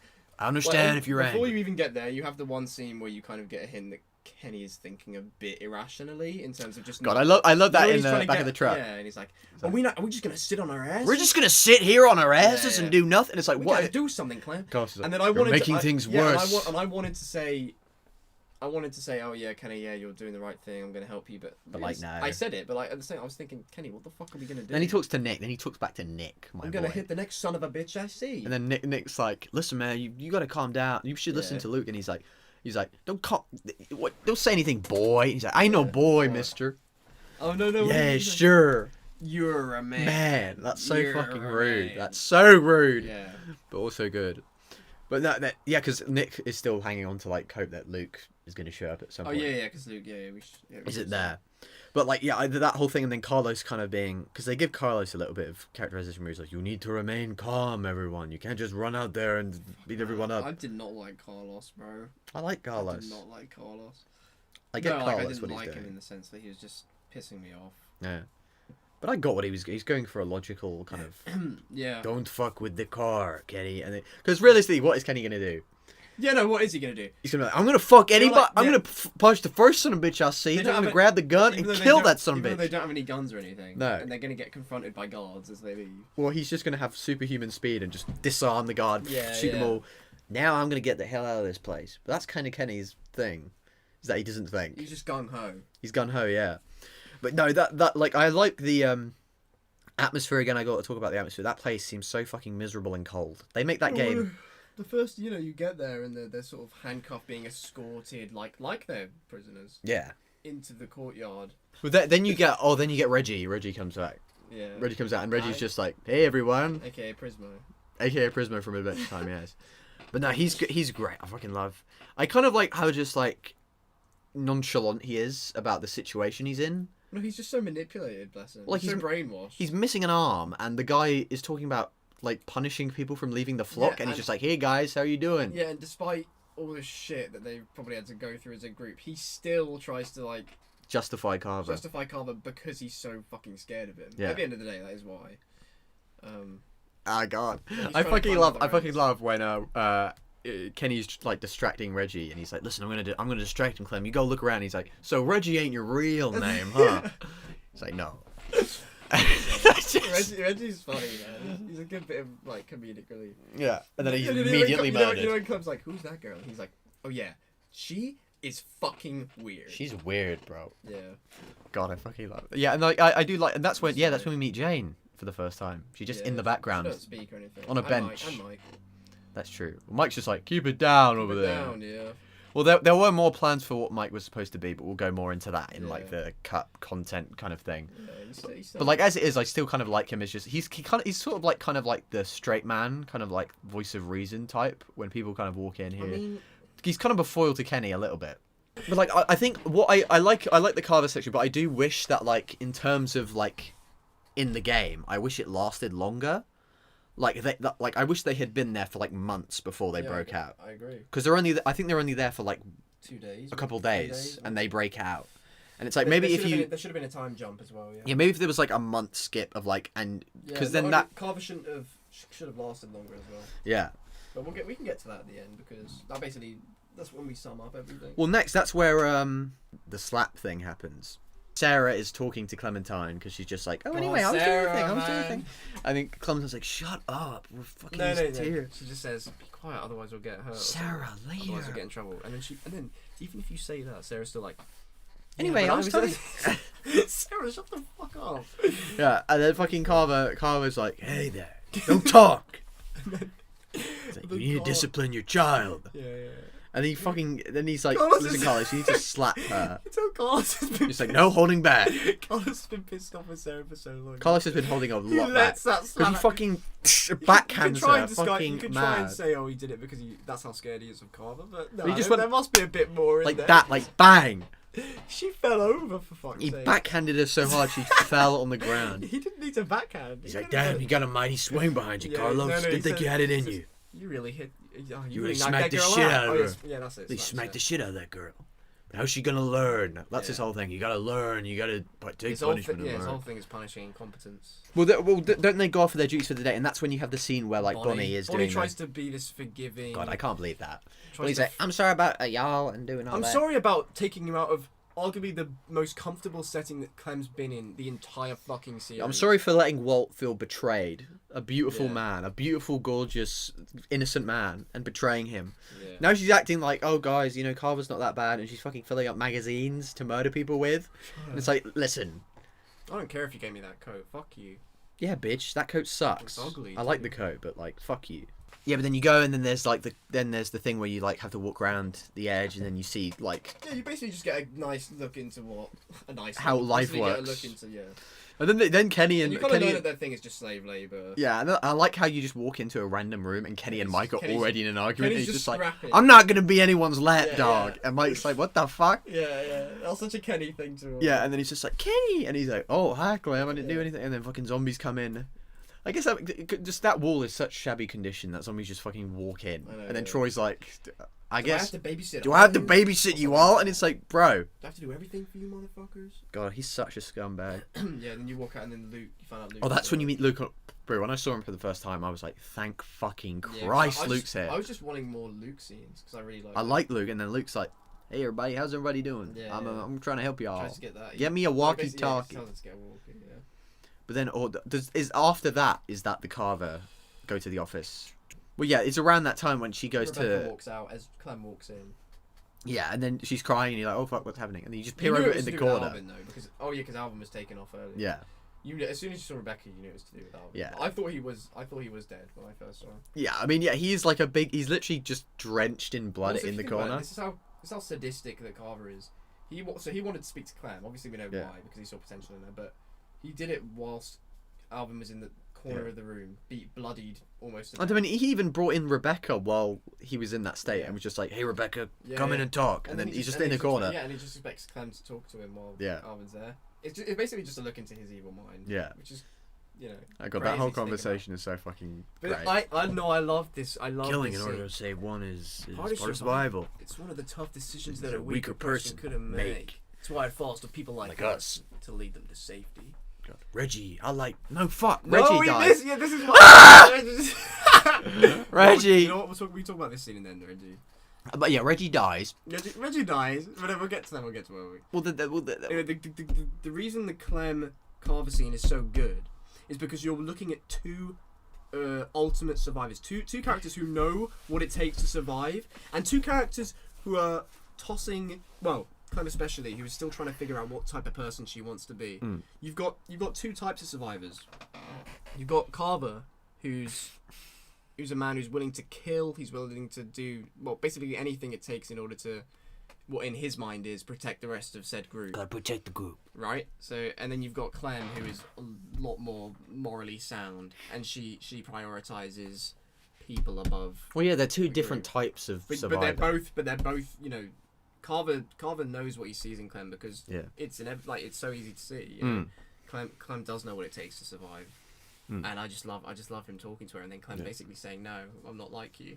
Oh, Yeah. So good, man. Yeah, because that's when we obviously she sees it firsthand because we did this out of order by accident. But there's a scene where you're doing greenhouse work. Yeah, this might have been in the same day. I think it might have been the same day. After seeing Luke, maybe. But God, this is all kind of a blur because so much happens over the course of a short amount of time. So much happens. But yeah, you're at the greenhouse and doing the thing, and then you can choose to help Sarah or not.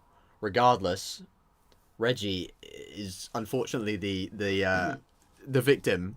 I mean, to be honest, Reggie should have Probably taught him checked how to do in it. before Carver showed up. I do like the scene before that way, Clem walks in and he just tries to That's- pat her on the yeah, head. He's just that like, well, was that was awkward. I'm not going to do And again, and he awkwardly kind of Just walks leave. out. I know, yeah. Like they mocapped him, walking out. Yeah, I helped Sarah. I did. I mean, you got to give her a bloody She hand. just got slapped by her father. She had to get backhanded like Yeah. a madman. Yeah, slapped. If you can even call it that. Yeah, more like Fucking attacked. more like an impact, Yeah. like gravity As soon as you saw defining Carver impact. walking. You're like, oh, this dude's fucked. Yeah. He's just like, I sort of knew Reggie was Hey. in trouble, but because Reggie had just been introduced, I didn't think he would die. yeah, we're gonna have Reggie around for a little bit, And then right? You leave the greenhouse. Oh no, it's so cute because Reggie says, when Carver says girls. wait outside, he's like, thanks for the help, girls. Yeah. and Oh my god! you don't even hear the full conversation. You just after a bit, You he see- just pushes him he just out. Pushes him out. Yeah, and he's just like, He's listen, like, Carver, I can... He's like, Bill, please. And then he He's shuts weak. him. what is it? Yeah, because I think Carver says something as like just after he shoves him. Incompetence. Or something like that. Weakness. Something Puts us all at risk. Puts us all at risk. Something about incompetence. Reggie had a string of screw-ups lately. I liked Reggie. You need a guy like that. Depression tends to sink in around here or something. Yeah. You need a guy like that. So good. Like the fact that we remember on I like that, Reggie. That exact thing. Yeah, I mean, it's I funny. might find this hard to believe, but I like Reggie. I He like kept Reggie. things light. It's easy for depression to sink in around here. Times like this. You gotta have someone to keep it light. But he was weak. He was heading a string ups. Competent. Yeah. So good. So good. Then obviously, because yeah, you get the plan. Then you get obviously like Clem gets the, she grabs the walkie. She sneaks in and grabs the walkie, Yeah. and then After they made her do it again, but that makes sense in that scenario because she was the only one light enough. who could fit on like the thing. I mean, Sarah could have done it, but Sarah's not doing she's it. light enough. But no. Yeah, but then you got I think you come back and Luke. You basically see that Luke's been found, right? So that's why Carver's like, "Who's got the other one?" oh shit, yeah. Right? Because otherwise, why would? Well, because there's a scene before where Clementine goes to try and find him, and then Troy, Oh, and he's pulls not her out there. and then, Yeah, yeah. you're right. And then he's like, I want to know where the other walkie-talkie Yeah, is. no matter what you do, Kenny. will be like he'll take the fall. Yeah, Because in fairness, he wouldn't just be like Clementine. I'll let you take this. Yeah. Plus, he probably felt a bit of responsibility because if you remember, there was a conversation before she went to get the walkie-talkie. Oh no, before you know how she was meant to find Luke. When they were setting off and Clem was meant to find Luke. Kenny vouched for Clem being the one to take it to him as opposed to Mike or himself. He gives it to him, and I don't think Carver was gonna beat him up until Kenny gives it to him, and he's like, "Don't know what I was thinking," and then Kenny goes, huh, "Fucker," and then he whacks him off. That shit was so distressing. That is probably one of the toughest scenes to watch in the Yeah. whole thing. When you watch Kenny get just Because fucking he's old man and he's just getting fucking obliterated. fucking abused. And I don't like a walkie-talkie is such a weird thing to hit someone with. Whacked it on the head, And you can see after he's done with him, you can see like bits of like the end of the walkie-talkies or like just scraped. Just carve his face, like he gets. It's almost as if he gets possessed in those Yeah. moments. Even You can see fucking his eye is just. even Troy looks over and Yeah, is no, like, maybe this is going a little Yeah, too no, far. and then Bonnie's like, "That's enough, Bill. That's Fucking- enough." Do you know this guy, bro? You don't know this fucking Yes, guy. this is the thing that annoyed me about Bonnie is that He's you've been here for how long? Bill, you're and not you're only like just noticing this. that. You're only just noticing that now after all the He's things a that happened with psycho. Alvin and Rebecca. He's like, Bill, you're not like this, babe. Yeah, You're not yeah. like. And it's like, bro, Babe, wow, you're just not like this, babe. And it's like, bro, this is so out of character for I you. can't Bill. believe you do that, babe. And it's like, She Bill even is called him Bill. Shut Carver the is a fuck up. fucking psychopath. Well, then because that immediately after that you get like, oh, Kenny's fine. He's just blind. Well, yeah, he in used one to eye. get that eye patch. Yeah. Up, doesn't he? Which makes him look more badass. Yeah. So he's fine with that. And then while he's recovering, they're talking about. That's when Bonnie's like, "We leave tonight after Carver's She's like, dead." oh, we might have to leave him. Yeah, and too. then, no, Luke says that. He's Luke. like, we might have to start thinking about numbers. That or feels something." to me that feels out of character for Luke. I Yeah, don't think agree, Luke would yeah. say He that. He does say it though, and it's. Because maybe Nick would say it, and then Luke would be like, come on, man, you can't say that. Tell You it was gotta... the beginning of them trying to. Well, that's them trying to like force something, sow you the know? seeds. Yeah. I feel like we've skimmed over a lot of what happens in Carver's, but you got to remember that there is so much, and because it's all happening in one area, it's hard to keep track. It's But hard to keep track of We've when got it the main happens. stuff down. But yeah, the main points are important, and the most important part that's coming up is after he gets his eye fucked, and then they're like, we're gonna leave Yeah. tonight. That's You when just- the final yeah, confrontation with Carver happens when he gets shot in the knees. That's so fucking good. And then like Luke, you think like when Clementine fucking lands on his back, and then Luke's got the machine gun, and he Yeah. still doesn't try and shoot him. Yeah. See, that feels. Do you know what? That feels like something Luke would do. I don't think Luke would kill Carver, but then it also contradicts how he almost just decided to leave Kenny behind. Like a few minutes ago, he was like, "We're gonna have to leave Kenny behind," or like, "We might have to do it." could be But then, because as he soon as doesn't like he's met with Carver, who is a man who He's has known Carver for longer, but at the same time, Carver's. Carver's done infinitely worse Carver is things, Carver. but he can't even bring himself to shoot him. Yeah. That's a little That's issue. a bit weird. That's a bit weird. But like, yeah, then Kenny's the one who has the most Carver- against him. Oh God, and even the implication after he gets shot in the knees by Kenny, and he's talking, and then Rebecca's like, "I'm He's gonna still stay." he's still talking. He's like, "I shit bet." What did he say? What did he say? about Rebecca. Yeah, Don't act like you didn't love every second of it. yeah, because that implies that it he wasn't raped her. consensual, Yeah. which is even more fucked up. And then Yeah. you feel like even worse for not liking Rebecca. Yeah. Because like, oh God, it's That's, obvious that's that. why the baby thing. Yeah, that's obviously why Don't act like you didn't love. scumbag. No, but he just Carver is such an arsehole that even when he knows he's gonna die, it's not enough for him. He still needs to get just a bit more on. He needs to get on his He nerves. needs to get on under people's skin even more. Like when he says, "You got a thick fucking skull." Go, Kenneth. And he's like, Calls him Kenneth. follow my voice, Kenneth. Can you see me? Yeah. I've rewatched that scene so many times. That like, is just good. On YouTube because. And then then you get that. That's the choice when you get to This is my watch problem, or. though. Like, yeah, you get to watch. Obviously, I watched because I wanted to just see what happened. Yeah. It maybe wouldn't have been good for Clem to watch it, but I personally just needed to see that man die. Just needed to watch it. But here's my problem. I think the death scene of Carver is brilliant. It's perfect, in fact. It's everything you want. The amount of times where in movies or games or just series in general where you hate someone and you just really want them to die, you really want someone to get revenge, and the revenge ends up either not happening or it not being as satisfying as you want because the movie or whatever's trying to teach you something. This goes against that. This is so well done. My only problem with it is that it happens too early. Carver should have been in the series for longer. I don't know. Maybe Howes still gets bombarded with walkers and just has to shut down. But Carver should have stayed alive, and we should have had that scene. I don't know where they would fit it in, but it needed to happen, and it needed to happen a bit later because I needed a bit more of Carver. I think we got. I think we. He was only in it. He was basically only in it for one episode because in the second episode he was only in it for one scene. Albeit it was a great. Well, no, scene. he was in it for the beginning, and then he was there at the end. Very end, yeah. Well, no, I don't mind him going so early because I think that's what's supposed to happen is that you have the obvious antagonist, and then it turns tables, and now it's about the internal. I just wish there was more dynamic. I think maybe it's because. Well, he is such a good character that you want more of him. Yeah.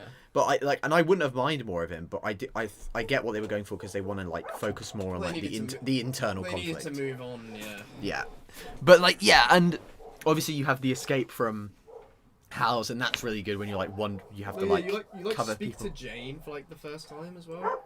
Because didn't she shoots a guy in the dick as well? Did she shoot Troy?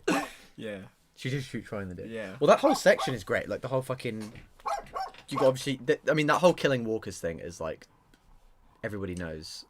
Yeah. That where you kill the walker and then you put the guts on and blah, blah, they've done that a million times. Yeah. But like just how many of them there are, and they're fucking going through this thick ass crowd and shit, and there's people like fucking shooting for the top, and it's like, oh fuck, they get shot for the top. There's people there. I'm pretty sure that's how Carlos goes, because didn't he get shot? He gets shot like in the neck. They're trying to escape, and he says to Sarah, no, he says to Clem, talk to her, you're her friend. Talk to her, and Clem. then he just gets fucking murdered. He gets by domed. some walkers, and then Sarah's like, no. And she fucking screams. Screams, yeah. But that scream isn't as ear-piercing as Sarita's. Oh yeah, because there's the choice there. See that segue? Good segue. But, because that one is, there's not really, because either way, Kenny's mad at you. Is that the like the ending decision? Yeah, you just hear Sarita scream, and then it cuts. Oh yeah, shit. Round up for episode 3. Yeah, it's one of the best episodes of the season, if not the best. You think so? Yep.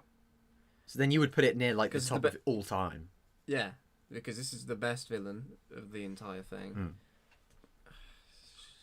Kind of, yeah. As I said, I kind of wish he was in it for longer, but you get to find out where these guys have all come from, learn more about their past, their history and stuff. Leaves on a cliffhanger, and yeah, it's just very good. What are your thoughts? I thought it was mid. No, it was good. No, it was good. Obviously, Carver's good. All the shit that happens there. I mean, I do wish in the lore of the world they were in there for longer, maybe like a month, and then you could see some visual change. Yeah. Maybe it starts snowing and they're like wearing heavy coats and they're like, we've been here for a while. I said I wish they were there for more than one episode, but if they had done the time jump thing, then I probably would be fine with that. Yeah, and I'd still spend the whole episode there, but at some point put in maybe they've been there for a week or two, or even a month. I guess I think my only it would make escaping feel more rewarding because they escape within 2 days. Yeah, but I think one of my only gripes is that there's a little bit of wandering around a bit, I guess, and it's sort of hard to pin everything together because there's a lot of just wandering between doing work. I think when you're playing it, it's fine. It's just because we're trying to talk about it though that it's difficult. Because if loads of things happen in one space, you kind of get jumbled up with what happened. That's true. At when. Well, I still think it's good though. Oh yeah. I don't even know if I would. Oh, but it's good. But everything in season 2 is at a good level that I'm like, Reggie, yes, meet and see Reggie die. Meet Reggie. Introduce and remove Reggie. Introduction of Jane. Jane, that's true. Although she really isn't a character yet. No, you can't. All you can kind of get from this episode is that she's a badass. Okay, that's episode 3 done. Anything else to say? Rating, I'd give it like a. What did I give the second one? You gave it a 7 point. No, you gave it an 8.75. This one gets an 8.9. You're just taking the piss now. It's an 8.9. I swear to God. That's an 8.9, bro. Right. That's the second highest rated one so far. Fine. What was the first? Season 1, episode 2. Give it a 9. 9. Shit. Yeah, Okay. This is an 8.9. I will do There's a 4 big next difference. Yeah. That's right. And then episode 4 starts with they're in the crowd, and this is after Sarita gets obviously her arm, or her arm not chopped off. It depends. What did you choose? I chose maybe first time I actually chopped her arm off. Yeah. Wow. Well, I did. You're really gonna do Kenny like that? I didn't mean to do him like that. You're really gonna do Kenny like that? No, don't worry. A lot of people did that. To be fair. I mean, I was not. I'm not one of them. Oh, because you were smart enough. Oh yeah. But it was more like I heavily implied. And I like to to you. imagine that in this situation, I would, in real life, I would have that level of composure to make that cool. Of course, you would. I think I would, honestly. And that's why I play these games. You know, I play these games as realistically as possible. That's what I do. Well, yeah. Anyway, Sarita dies anyway. She dies anyway, but actually, it's still quite a big choice. It is. Because it determines your relationship with Kenny for the 4th episode, basically. That's true. And then you sort of come out of the crowd with Rebecca, and then this is where they start like expanding. Obviously, Jane's. Yeah, everyone's fucked off at this point. Everyone's gone their separate ways. Because they've all run off. Yeah. Because I think Jane was introduced in episode 3, but she wasn't developed really at all. No, I think you had a few conversations with her at the end, where you just basically get the gist that she's a badass. Yeah. But this is the episode where you really start to talk to Jane, and yeah, because she's only really got episode 4 and 5 to develop. And it's where you can tell that the game developers really wanted you to become attached to Jane. But anyway. So then you head away from the herd, and then I'm pretty sure you meet the group first. You meet the group back up at the Civil War memorial thing. You do, but and then you go off to go and get Sarah. Yeah, and Luke. I mean, you do have a small scene where you're walking back to the Civil War place with Rebecca and Jane. Bit of character development there. Oh yeah. Oh no, it's the first real sign. Actually, it's actually quite a big scene. It's the first real sign that Jane is willing to do a lot to survive, because you have the conversation about the baby. Yeah, she asks her, "Oh, what are you going to do with that?" Implying that she thinks the baby's not going to live. So that's the first real sign where you get, okay, Jane, chill out. Well, it's Jane getting some development, because don't they mention? Doesn't she even mention her sister during that? Oh no, I think like, she mentions it after. I could be wrong, but I think she brings it up, and then Rebecca has a go, and then Jane tries to defend herself by bringing up her sister, and then Rebecca goes, "Oh, fuck that. Yeah, that's not on." No, but then you get the little bit where they meet up at the cemetery, and then they go to the Do you go immediately there? I think you do, because you arrive there, and they're like, "Oh, where's?" Yeah, where are they? But then you also have Kenny in the corner. Oh yeah, you can talk to. Seeming quite solemn and down. Okay, yeah. And I think he's upset no matter what you chose. Oh yeah, he's upset. It's just if you cut off Sarita's arm, he's particularly pissed. He's really mad. But I didn't have that, thankfully. Yeah, I mean he's still sort of. Well, he forgives you eventually, right? Eventually, yeah. Which is understandable. I mean, you would be pissed off, right? Yeah. You would be. It's understandable. Especially him. He's already gone through one wife. Yeah. Now the second one's dead, and he's like, "Oh Christ, what's the point of all this then?" It's the second deterioration of Kenny. Yeah, that's the true. bigger one as well. You're heading towards the climax of a character on his breaking point. That's pretty much basically, and that's basically what episode 4 is. At that point, yeah. And then you've got he wants to be left alone. That's and then you head to the trailer park with Jane, and that whole thing is. How do you even know they're there? How do they even know they're there? How do you even know they're there? I want to say that they were just that's one of the nearest places to the Civil War. So they're chances are they probably ran. They saw houses and they ran there. Yeah, that sounds about right. But that whole section is pretty much just to give time for Jane to develop. Bond. Yeah, to bond with Clem. Because sort of gears started switching as to what they were going to do with kind of the final confrontation. To we've got to kind of build up Jane.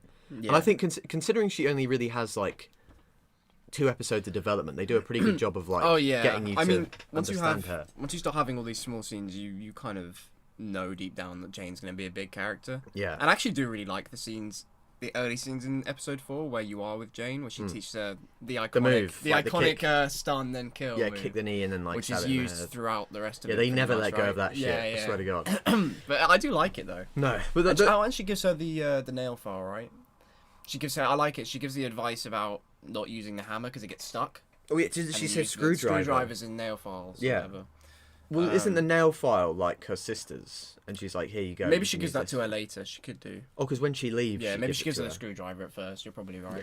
But then you have that whole. Then that leads up to the section where you have to convince Sarah to like leave the. Yeah, well, don't forget that there's a character death you've just missed out. Is there? Oh yeah, Nick. Your favourite. How could you forget your favourite? Well, actually, it is forgettable. Honest, no, it is forgettable because it's a lazy death. It is. Let's be honest. And if I'm being honest, I didn't want to remember it. Yeah. Oh, was that your mind just blocking it out? I was like, we don't need to talk about Nick's dad. Come on, he's still alive somewhere. You knew it was there. You still want to speak. He's about still alive. Well, no, but if he doesn't die in episode 2, you find him already dead in episode 4. If you got Walt to forgive him, he's still there.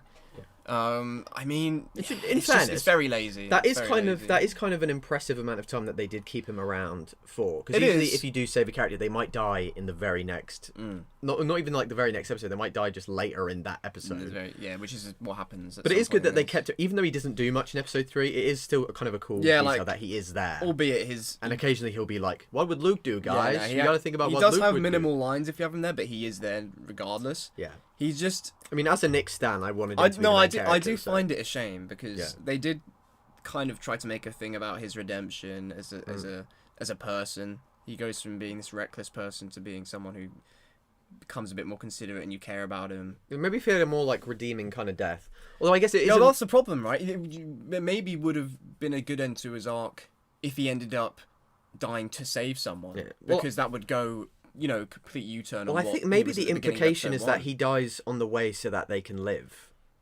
Well, I think it gets explained as they were all cooped up in there. Nick bravely went out to try and find someone, anyone, just to get them out of there, and then it didn't pay off. You literally just get there and he's already dead. So I guess it's that, but it could have been better. It could have been better. Yeah, but like I said, I do like that whole section, and then you have the cabin talk with. Yeah, you eventually get in there. It's a bit of a hassle though. It is. I feel like it was something like a majority or like close, like it was a really even kind of split with who just left Sarah there to die. Yeah, I think it was. I think we both chose to save Sarah. Right? Yeah, we both sympathised for Sarah. Yeah, maybe just people at that point were just like not thinking about. Obviously, she's clearly like neurodivergent. Oh yeah, and maybe I think at that point they were long just like, run, oh, she's just gonna scream. She's gonna scream, or she'll just end up being a liability. And she did sort of become less of a focus. Yeah, she did. I think because especially even if you save her right here and then, she doesn't have like hardly any lines until her ultimate demise. But no, I do kind of like that section. Then you have kind of Luke, who's more like, oh, we should get Sarah. Oh yeah, you got Luke and Jane. That is quite cool. Luke's obviously in favour of trying to get Sarah, and then Jane's like, oh, you've got to leave her behind. Which is understandable, seeing as he's known her for longer. Whereas, Jane is basically trying to tell you, this is going to happen a lot in your life. You're going to have to sacrifice yourself for people. Are you willing to do it? It's almost weird that Jane and Luke end up kind of romancing each other, considering that in the cabin. Like, Luke was like, we've got to get her out, and then Jane was like, you got to leave her behind, man. They are very different in general. Like, Luke's a lot more of a people person than Jane. He is. He's a lot more of a leader and a team player. And he's more of like an empath or whatever. Yeah, whereas Jane is a lot more solo, driven. Distant, yeah. But no, then I do like that. That section is good, even though like Sarah. It's dramatic as well, man. I love zombies how, breaking in and shit. I love how it's not just straight up. It's not easy to get her out of a transitory state. Yeah, because you've got to convince her. Yeah. Because it's not like you've save Sarah right or don't save lines, Sarah. Yeah. It's like you have to choose specifically dialogue to convince her to go. I don't know what happens if you fail that. Maybe the game just makes you go anyway if you fail the dialogue option. No, if you fail it, then you have to go because there's no more time and she dies in in the thing. Which is pretty grim, but couldn't be me. Couldn't be me failing that scene. Sure. But then, her ending is grim either way. But then I think after that, God, they are shit. Regardless of whether you bring Sarah, then you go back to the kind of the Civil War grounds. Yeah, on the way, I think Jane basically tells you how she feels about the whole situation. Because she was like the reason why I wanted. Oh, that's when she tells about. Well, that's if you save Sarah, she'll go, "Oh, I'm sorry about that. It's just I had a sister who wouldn't continue to fight. Like she gave up, and then there was nothing." Did she not tell you that either way? I'm not sure. I think she must do because it's quite She must have. She probably just phrases it in a different way. Yeah. Like she's like, "I'm sorry that we had to let her die, but then I'm sorry it's that quite a I big- wanted her to die." It's quite a big bonding reveal, you know. Like, Yeah. For them to. Because they wouldn't just leave that. They wouldn't just be like a whole thing. Yeah, with yeah, yeah. Because then that would take away from the Like end 40% decision. of people would just be like, "Who the fuck is this Jane lady?" Yeah, exactly. Yeah. But no, like they do a good job with getting, obviously building up Jane. Yeah, then you go back to the Civil War place, and then that's when you kind of have like the talk with Kenny. Oh yeah, you do, because you go into Yeah. like his tent. But no, that whole thing is fucking. Because you are at that point, you're like, Kenny's just not getting a break, is he? Man, yeah, you always feel bad asking him for help because you're just like, just let the man fucking Give him a break, be in for his God's feelings. sake. Yeah, let him be in his feelings for a while. So that's what you first come back to, and then you have kind of the split with go to find the place where Rebecca can give birth, and then there's kind of like the. Oh, it's like a choice, right? And then because you have the choice of like. Bonnie and Mike go to that. You do both regardless, but you can choose which one you spend more time want on to do as well. first. Let's do. My memory is stronger with the finding the birthplace. I remember briefly because I didn't choose to go to Civil War place first, so I remember the alternate thing better. Let's do the Civil War place first. Okay. So so you sort of go out to at the Civil War place. I mean, it isn't like super important, but yeah, you just go there to look for water and blankets. Yeah. Then you also find the Confederate coat. Yeah, Which obviously get mentioned where it's like Mike's very Mike's not. He's not the biggest fan With is that. I would there is a part of that I do kind of like that section just because it gives you some more time with Mike and Bonnie because they really haven't been developed that much. No, thankfully they haven't been developed that much. Well, yeah, but I mean, but for the sake of the coming later, it is kind of important. And I like Mike, so I don't mind him getting some development. Yeah. But that whole thing isn't too important. But I like the atmosphere of. I know I've said this before, I'm like a broken record. But the atmosphere of like the locations, everything feels cold. Everything feels dead. Yeah. You feel when you look at it, when you play it, you feel cold. Like you feel like holy shit, this is a tough. The desperation. And I think the whole episode 4 like highlights the whole like we have barely any resources. They were on the brink. Pretty much. They were on the brink the entire episode 4, pretty much. Which I admire the build up of that. Like we can't find fucking anything. I do like the setting of the Civil War place though. How you got the freedom of just walking around, choosing what you. And it kind of foreshadows the splitting of the group. Kind of a civil conflict. A little bit, yeah. I wonder if there that's what they thought about. And then I think the major thing that happens at the Civil War place is the getting the water, right? That's true. Yeah. You got this huge like massive bottle of water. Yeah, Mike just absolutely fucking barrels it, just like picks it up like no effort whatsoever. Yeah. Well, there's like a decision of who goes in there and who doesn't because it's unknown whether there's a walker in there or not. Which I made that happens Bonnie kind go. of in 4. I'm gonna be honest, I made Bonnie go. And that happens in season 4, doesn't it? At the very beginning. Oh yeah, it does. Send AJ through the thing. Nice little reference. But yeah, We can eat raccoon? I'd eat the shit out of that raccoon. see that whole section is kind of inconsequential, but then like the big thing is going to find where Rebecca can give birth. Oh yeah, so and this can either happen after you've been to Civil War place or before. Yeah, and then that's when you get more dialogue with Jane, but the big moment is where you meet Arvo. Yeah, limping Coming with, across. I need food and medicine. Yeah. And then he comes up, and then that kind of whole that is probably I would say kind of the stuff with Arvo might be the weakest stuff of the Episode season. 4 or the season in general? Of the season 2. Just because it does kind of... It felt like they tried to do something big, but it just didn't come across as that. And the lack of decisions meaning much is what kind of put me off in this episode, specifically. Well, that is regarding Arvo. Well, yeah, because regardless of how you treat Arvo, the Russians come. We'll get to that. We'll get to that. Which, I mean, I don't mind that the Russians are going to try and rob you anyway. But Arvo just leads them to them no matter what. Yeah. I don't think there's literally like hardly any change. Well, I guess it contextualizes his character in a different meaning, right? Because if you steal from him, then he's doing it as revenge, which makes him seem kind of less bad because you stole from him. Right. But if he does it and you let him have the stuff and he still comes for you anyway, it makes him seem like a way worse person. So you're way more like, can he fuck him up? And that actually ends up deciding how much you're going to tolerate Kenny's beating of Arvo, because obviously you've got the two camps, haven't you? You've got Bonnie and Mike being beat him, don't beat him. Yeah.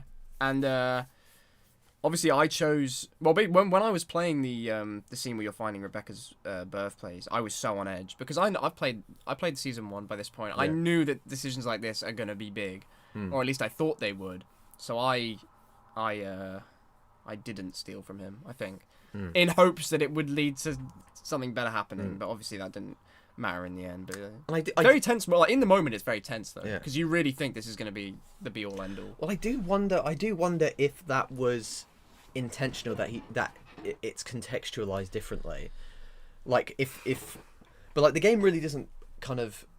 But the problem is, even if you take the medicine, Rebecca only has like, I think there's one scene where she pops like a pill, like a painkiller or something. It doesn't even matter. Yeah, because if you take the medicine doesn't make any difference to the group. No matter what happens, they're in as dire of a situation as possible. And the medicine just leaves at some point. This whole episode kind of felt like they were just tossing and turning with like so many ideas and not knowing which route to go down. It just felt like a bit of a mess, a bit of a mix-up, and then trying to experiment and find, okay, how do we want this season to conclude? Kind of as it is, though, I still don't really mind. I don't mind. Oh, you know, don't get me wrong. This is still one of my favorite seasons. And I do like I kind of, like we said before, whether it's intentional or not, I kind of like how it's his robbery is contextualized differently depending on if it's a revenge thing or if it's just a malicious thing. What route you go down. Yeah.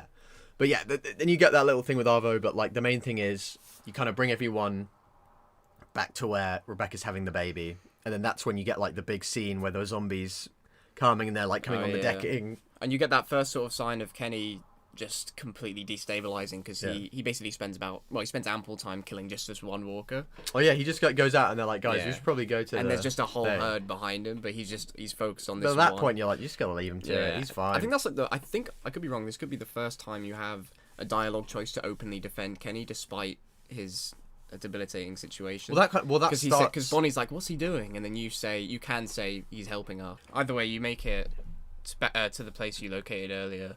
And you find Luke and Jane. Jane, obviously. Because we forgot to mention that when you leave the birthplace, Luke's area, like, I gotta. He's like, I'm here to scout out too. Yeah. And he does leave like a subtle hint. I think he says something like, "God, that girl is such a mystery to me," or something. Yeah, he says something like that.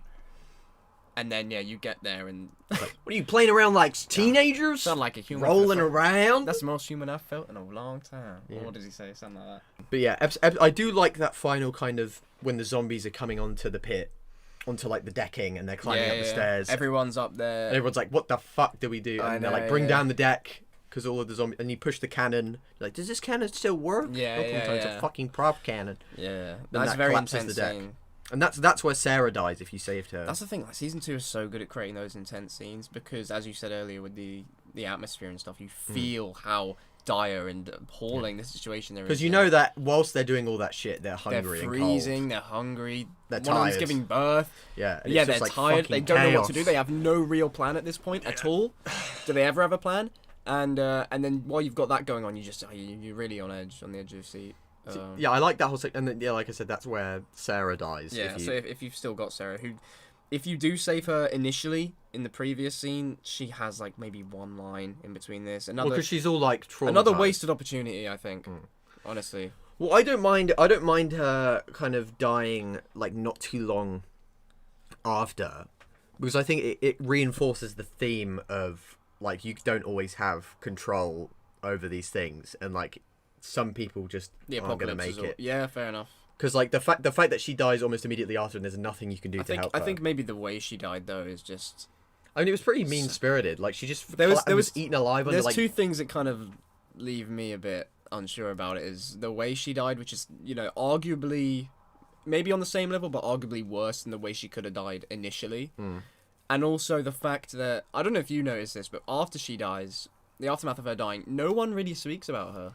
Honestly, I think maybe she gets referenced immediately after it happens, but people just seem to forget about Sarah's death, despite the fact that Luke was so adamant in saving her before. Yeah. I do find that a bit weird, and I do think that they rushed her death, and they could have thought it out better. But anyway, it happens. Yeah.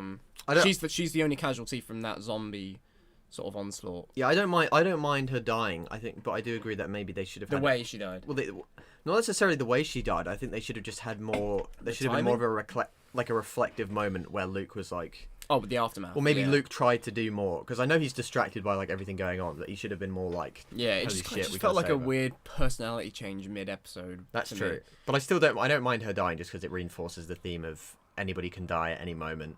Like Yeah. if you save one person, 1 minute, it doesn't mean that they're going to survive for like another that's fair. 5 years or whatever. Yeah, it's just if she hadn't got talked about more after. But then obviously AJ's born, so this is the introduction of AJ. Yeah, so AJ is. This is where he's born, and he'll be in the series for the rest of it. For the rest, he pretty much becomes It's like the birth of a legend. the key character. Yeah. Absolute legend. But I do. Oh my god! And the he's born, but you have the initial scare of him being a stillborn. Oh yeah, fuck, potentially. that would have been fucking depressing. I man. genuinely thought because of like the brutality of this season as a whole, and the fact that they won't hesitate to put anything gory or messed up. I mean, or a couple of minutes tragic. earlier, they showed a small child being mauled and eaten by yeah. zombies. So on because Blackwood. because of them doing that the whole season, I genuinely in that sort of one moment thought he was dead, and I was genuinely, even despite everything that happened this season already, I was shocked. I was like, wow, they've actually gone there. Well, I mean, I think that would have been too far to kill the baby. That would have been so Crazy.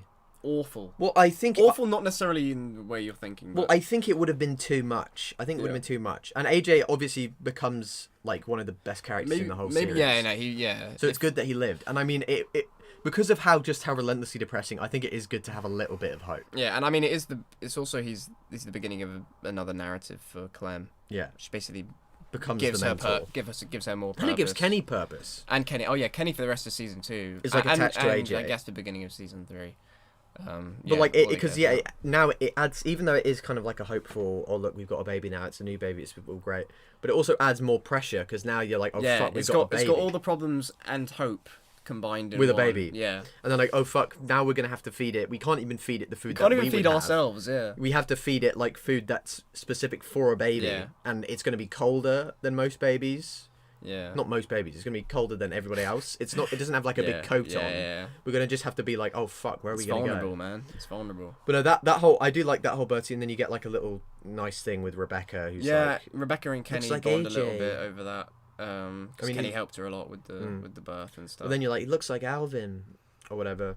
Yeah. I don't think you named the baby yet, do you? Or do you? No, they do. I think Kenny names him. Yeah, but does it Call him happen Alvin here? Does Jr. it happen after here, or his does it happen dad. at the, No, it happens when he's born. Oh, okay, yeah. I want to say, yeah. Yeah. Because they wouldn't really have a chance to. Yeah. In the shootout, you're shootout, Kenny's just like, you know what a good name for you would be? Alvin Jr. And you kind of, this is where the mystery starts as to whose child it was. Although I think most people just Alvin. all agree that it's Alvin. Yeah. But there is a small possibility it's Carver's. Well, I think it's because he'd be more light skinned, wouldn't he? If it was Carver's. That's the implication. Yeah. But then you go off to the well. Then there's kind of the debate of, oh, do we stay here? Do we go? And then Jane leaves, doesn't she? Yeah. So before you have the choice of, I think you either leave the following morning or you rest a few days at the Because shop. Luke's like, Rebecca needs to rest. Yeah, and Kenny wants to go in the morning, right? And then in the midst of that, Jane leaves without telling anyone, silently. Or Clementine. Well, yeah, she didn't want to tell Clementine, anyone, but yeah. she runs into Clementine. And then and Luke gives her the nail file. Luke's like, why'd she leave? I thought we were gonna have more sex. No, he says, What's happening? she leaves, and then Luke's like, What? I thought we could go hunting tomorrow morning, me and Jane. Oh, And then God. you just shut him down. He's down bad, yeah, bro. She's gone, man. In fairness, he probably hasn't gotten laid in like years. Yeah, he was probably just on a high. So you got to give him a break. Yeah. Yeah.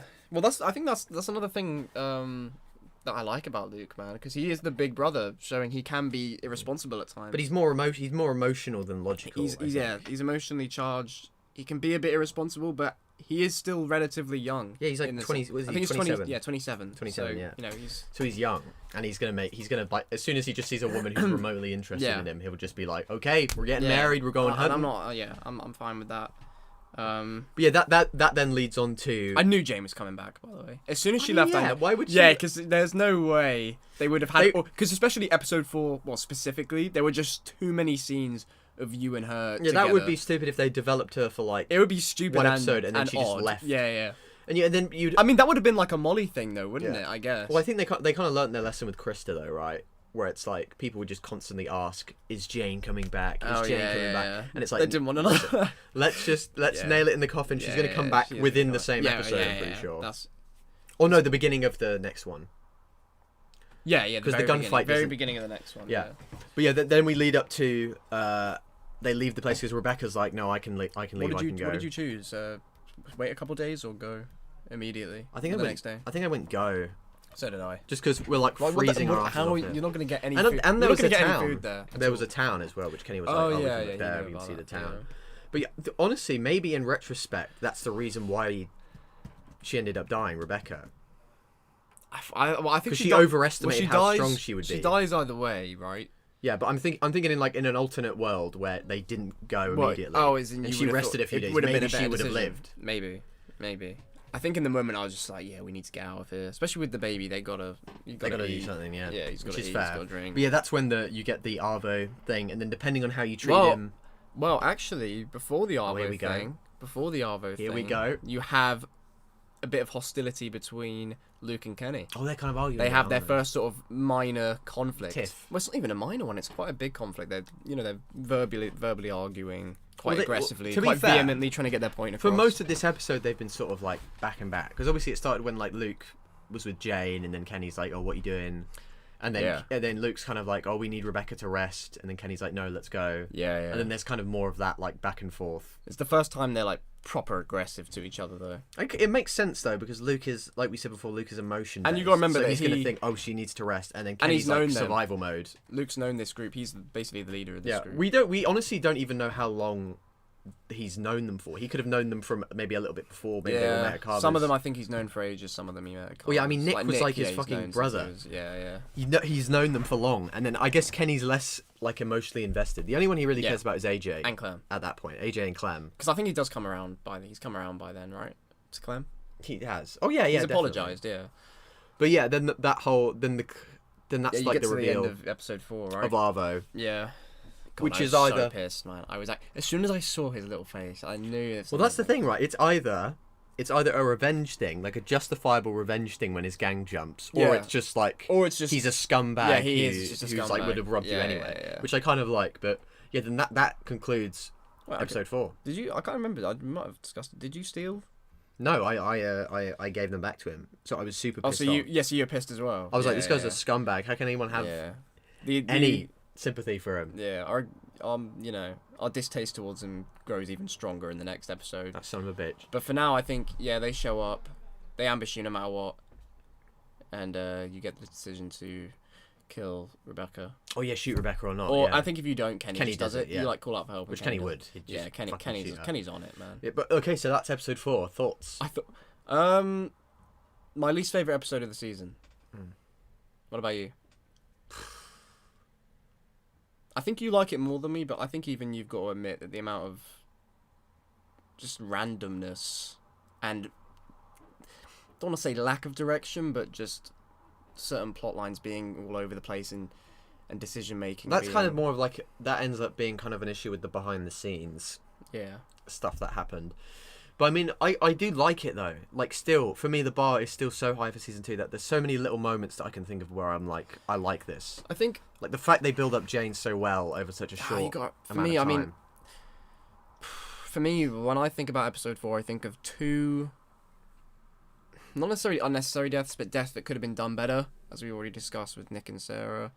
I think about, a lack of, them not really knowing what they want to do yet, spontaneously going with the flow. I just think it basically serves as just episode 4 is basically that okay, we just need to get from this point to this point to get into episode 5 without much in the middle. I'm just, apart from the Jane scenes, which I do really like. I do like getting to know Jane. And also, I like AJ's, but then AJ's birth is good as well. With AJ's birth is alright, but the major decisions don't mean anything realistically. Everything happens the way it will happen, pretty much regardless. Apart from what you said about the Arvo thing, with going into the next episode, how you're gonna feel about him. How you're gonna treat him. Honestly, this episode in general, it's don't get me wrong. Like this is still it's an alright episode. It's still an alright episode. It's just the worst one out of this season. Well, here's the thing. But I feel like that's a common criticism of these games, is that the decisions don't really matter. But then we've said that again, where we've said even if a character dies kind of shortly after you save them, it serves a purpose. It still serves a purpose. And I mean, I would still argue that there's still there's still stuff, there's still character stuff happening. Sarah dying is still like a character moment. Yeah, it still I agree. reinforces the themes. I agree. I just think it could and should have been done better. Yes, I agree Yeah. with that, but I still think as is, I'm fine with it. What would you rate this episode? I don't rate episodes. Oh, bro. have you not been doing it? I forgot. No, I can't. I think it's too specific. What did to I rate give? them I don't individually. Remember. What the hell did I even give the other episodes? You gave. I'm pretty sure you gave everything in season 2 at least like above an 8.5. An 8.5. Above 8.5. Oh wow. I'm pretty sure it went 8.5, 8.6, 8.9. I give this one a 7, a 7. maybe a 6.5. I did 6. Is that low for you? That's a little low. Yeah, fair. I mean, it's your opinion. There's too much good stuff in there. Even if it's kind of a mess, I still think there's too many like good nuggets of like good moments and build up to. For me, episode it's 5. just there's those moments in every episode though, and this one was the least. Had the least of compelling. those nuggets, but yeah, the least of the nuggets. I still like it. This is a 6 nugget box as opposed to It's a not 20 the 20. nugget It's not the box. 20 nuggets that the first 2 episodes are. Yeah, 3. First 3, yeah. Yeah. And then okay, so then we've done 4, but Yeah, then so 5. That's 4. Now Which we you could get argue to- is on the level of the 20 nugget box. I think. This is the As big is. one. This is probably the most emotionally charged and emotionally driven you'll be in an episode of The Walking Dead. I'd say so. I think I'm fair enough saying that. I think That's people. true. The only thing people would disagree with that on is potentially season 1, episode 5. But I personally, I think. and I think you as well. I think it's probably one of the more like emotionally This one. conflicted moments. Yeah. Like in terms of decisions, I think this has like one of the harder ones because it's not so like black and white kind of. I think the simple. scenes, the atmosphere is so great. Well, like The let's go through it from Yeah, we could talk. Obviously We could give our chronological. summary at the end, I guess. yeah. But then this starts out with obviously the like ramifications of the shootout. Like it immediately starts in the shootout. Yeah. Then you shoot around for a bit, blah, blah, go get AJ, save the baby, whatever. You're thinking that half your crew's dead. Yeah. at Luke this gets point. shot on the leg. Yeah, that actually ends up being more important than you might think at first. Him getting shot on the leg. That's true. That plays into later. Yeah. But yeah, that I like that whole shootout thing, and then obviously the shootout ends when you get Jane revealed. Surprise, yeah. surprise, Jane Well, I think is you- not completely dumped. No, yeah. No, then you get that kind of is the, but that's when you first like that's when like the kind of core dynamic is when because you capture Arvo, who's obviously the one who There is survives. something I want to point out about this scene that I do have a slight issue with, and that is the fact that when we talk about the casualties from this shootout, No one. it's basically a 90% clear out of the other team, bar Arvo. Do you know? I was going to say that. Yeah, I wanted because I feel like it is important to say because Yeah. there are no casualties, there are no deaths, On, like, the- and even the even the injury that Luke gets, He gets shot on the leg. isn't fatal directly. It's not Yeah. directly fatal. It's Yeah. indirectly fatal, but it isn't Yes. directly fatal. I mean, I think you could have. And no one else gets injured. What I think would have been interesting is if like Sarah didn't die at that. Thing, but Yes, Sarah got like good point. That would have been a good reveal of like the shootout escalating. Is then you kind of have Sarah going like, And then you "No, got please, yeah. and then and shot in then the head. you care about it a bit more as yeah, well. and then that could be the cliffhanger for the 5th episode. But I is remember she gets shot in the head. I remember playing it for the first time with you, and I came out of that scene genuinely sort of, what? How? I How think- has no one died? I think either. 'Cause every character would just pop out like, okay, here's Mike, here's Bonnie. Wait, I seriously? think at least all of them should have been injured, Yes, yeah. rather than just Luke. Whether it be minor one, like even if like someone got shot in the shoulder, And maybe. Mike is like 6'5", and you're I telling me think- nobody shot him. He's massive, and Is he nobody 6'5"? got a single shot on him. Well, he's tall, isn't he? Because he can. I fit- don't remember being that tall. No, he's to be tall. honest. He's taller than okay. Kenny, yeah. Well, yeah. Either way, yeah. Maybe not like 6'5", but he's tall. Point stands. Like there should have been more injuries, and plus it was super and close a up. death or a few deaths. They all had machine guns, and they were like close up. For the sake of the rest of the story, they couldn't have loads of deaths. But Yeah, that's why even Nick could have died in this At that moment, yeah. Yeah. But that's all about different. Yeah, that would have made the shootout The moment more more believable. more damaging and believable and realistic. Yeah, but I still like how Arvo kind of loses everything there, which kind of would maybe endear you to him. Yeah, like if you to be also honest, took his medicine. even when he's crying about his sister, I don't give a fuck about this man. This is with the context of obviously in our playthrough. so we we gave him the medicine and he still robbed us. I'm pretty sure the majority don't like Arvo. Maybe. I'm gonna be real. Because Maybe. even if you chose, actually no, you would feel a bit bad. Yeah, if you robbed But him. people are Kenny stans. But then you get that's kind of like the whole dynamic is Kenny keeps beating up this kid. Honestly, Luke doesn't really have much of an opinion on it. He doesn't at all. It's basically Kenny and Mike. Kenny and Mike. And Kenny and Mike. Jane sort of Jane only really after. It's when you Luke. get to the house and after Luke dies, where she's Starts like having a problem with it. with him beating Yeah. Arvo so bad. Oh, I think there is a few scenes before actually. On the way, you have the scene. I know there's a scene where like Kenny. They're sat down and you redo Kenny's like bandages. Yeah, like on his eye patch yeah. and stuff, and that's a really nice moment. Oh, I that's love to that. like prepare for the walk. Yeah. Yeah. And I swear you get a weird sort of hint that Bonnie and Luke had a thing during that scene as well. Well, that's implied more Later on, but they give the first hint during that thing. I think Luke just looks at her and says, "I'm sorry," and you're like, "What?" Yeah, because I think he's obviously yeah, apologizing. But then he gets for... contextualized later on. Yeah, which I honestly think because then we go up to that generator thing. I think that's one of the best scenes in the entire. Oh like, yeah, no. series. I've been looking forward to talking about this scene. Yeah. Because I think you're probably the same as me, right? When it comes to the scenes where you're sat down, everything is calm for a moment, and you can talk to whoever you want and build and learn about people's backstories. That is some of the best and most enjoyable parts of a game to play. Well, that's the strength of the. That's because their strength is in character dialogue. Yeah. At this point, that's their strength. So when you have a scene where it's a bunch of characters talking, obviously it's going to be one of the highlights. So good.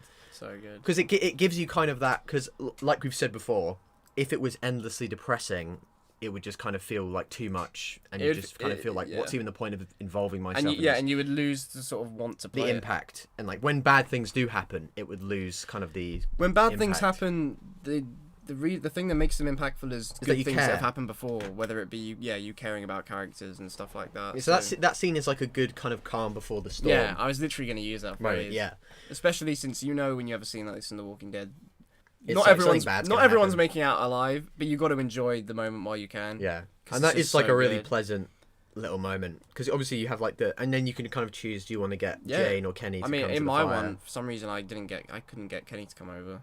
Yeah, that's because he was with AJ, wasn't he? And Yeah, he was. was, Like, but "Oh, you he can reminds me of Dark Hole." convince him to come over. You can, yeah. I failed to do that. You son of a bitch. So for me, when it was the fire, and I think Mike tries to get Arvo later on, but Arvo's just like, leave me alone.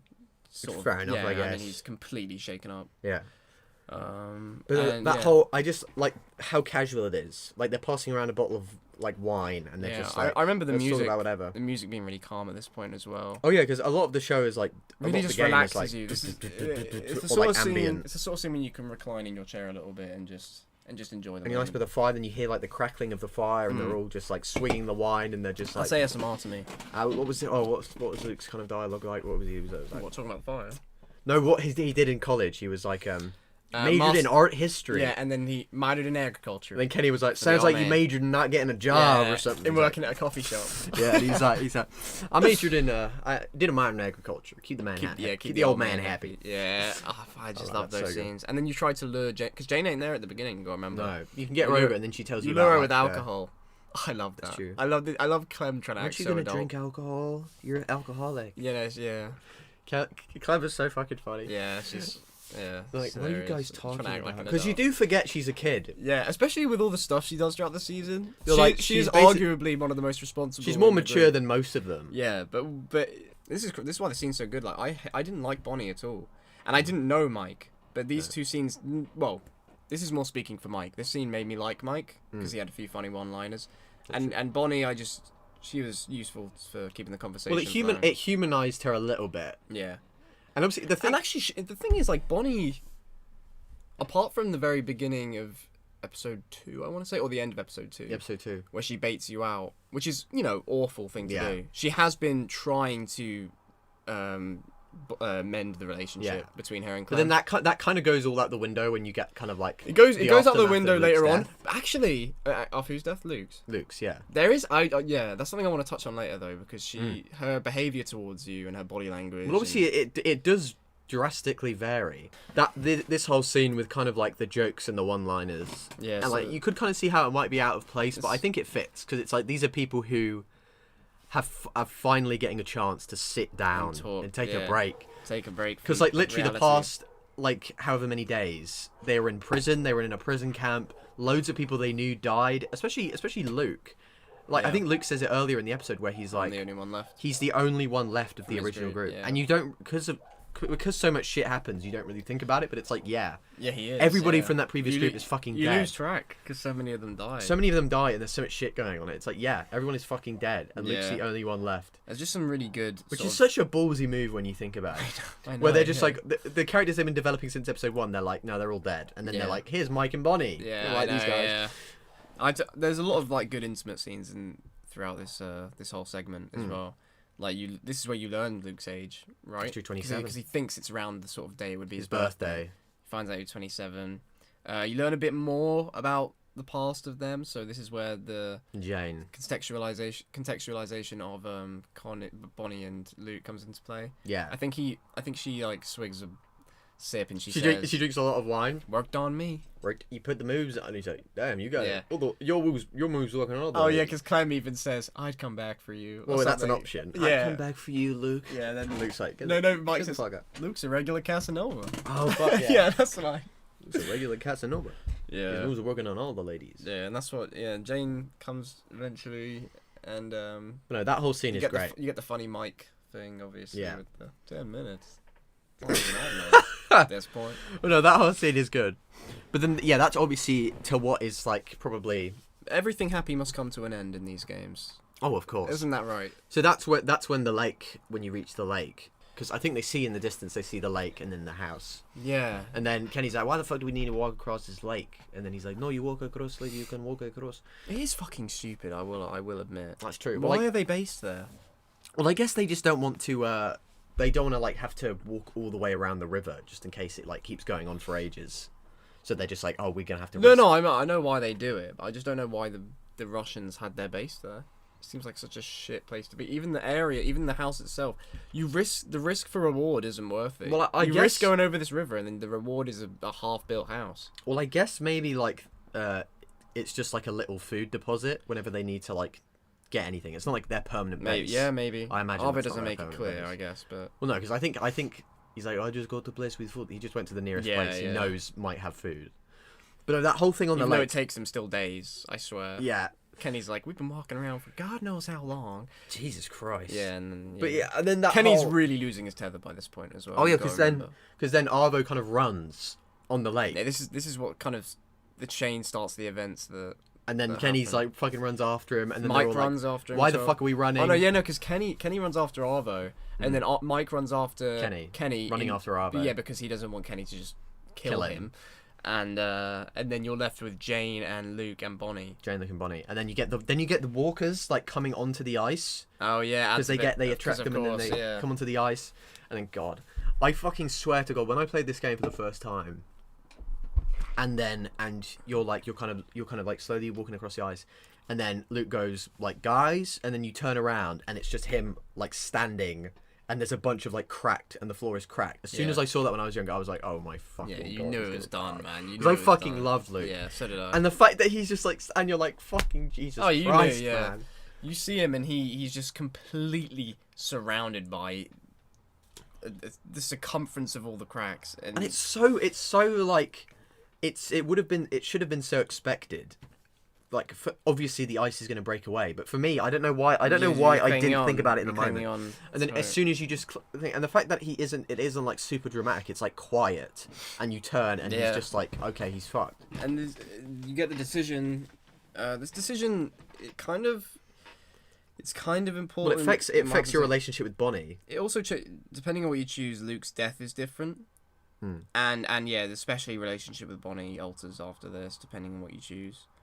I chose to cover him. What did you choose? I think I chose to. Do you know what? Yeah, I think maybe I went out on the ice, especially because Bonnie too is like pressuring the small child to. Bonnie, You're alive. Go and get him. All of the character building that may have been going on up to this point was thrown out the window. When you tell a small child to go onto the fragile ice, manipulating her, it's understandable for him to say, "Oh yeah, no, don't come after me. Just cover for me." From the perspective of, first of all, he doesn't want to put others in danger. Yeah. You know, this is his situation. No one else has to get hurt because of it. But also, most importantly, any added weight over there would be a disaster. It doesn't matter if Clem is how much light, because she's still adding weight. So Bonnie's decision to go over to him if you decide to cover him is so illogical and so stupid. It's so... Like that is one of the things that annoys me so much. It's about her. If we had just stood there and killed the walkers, then he would have had enough time to maybe make it out. Maybe he wouldn't, but he would have had a better chance than without Bonnie's adult body wobbling over there. That's true. know?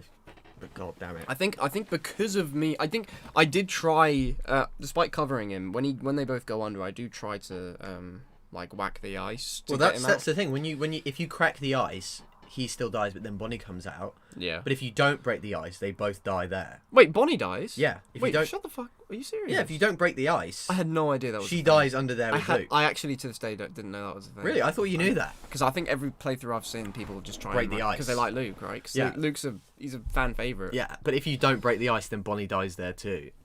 Wow. I think the thing about that death is that it was so like, I don't know, it's so Unexpected? unexpected, because it's like usually you'd die in like a shootout and you'd get like a dramatic monologue where you'd be like, Clem, I wish I could tell you all these things, and he'd be like, I came to save you, but he dies by falling through ice. You don't even get a chance to say goodbye to him. No, he just fucking falls through the ice and dies a cold, horrible death. Yeah. And it's like, Jesus Christ. Yeah. And that's kind of like, I guess Luke dying is kind of like the last remnants of hope or like goodness dying. Because then from here on out, there's pretty much no like I feel like mediator. he was, you He's know how everyone, confrontational. yeah, like Kenny's going off the rails. Jane makes some rash decisions. They'd probably have Mike and Bonnie really hating Kenny at this point. Yeah. Luke is, he's sort of the mediator between them, Yeah. isn't he? And then he fucking you dies. lose that, and he's the only one who's really got his morals still in check. Mm.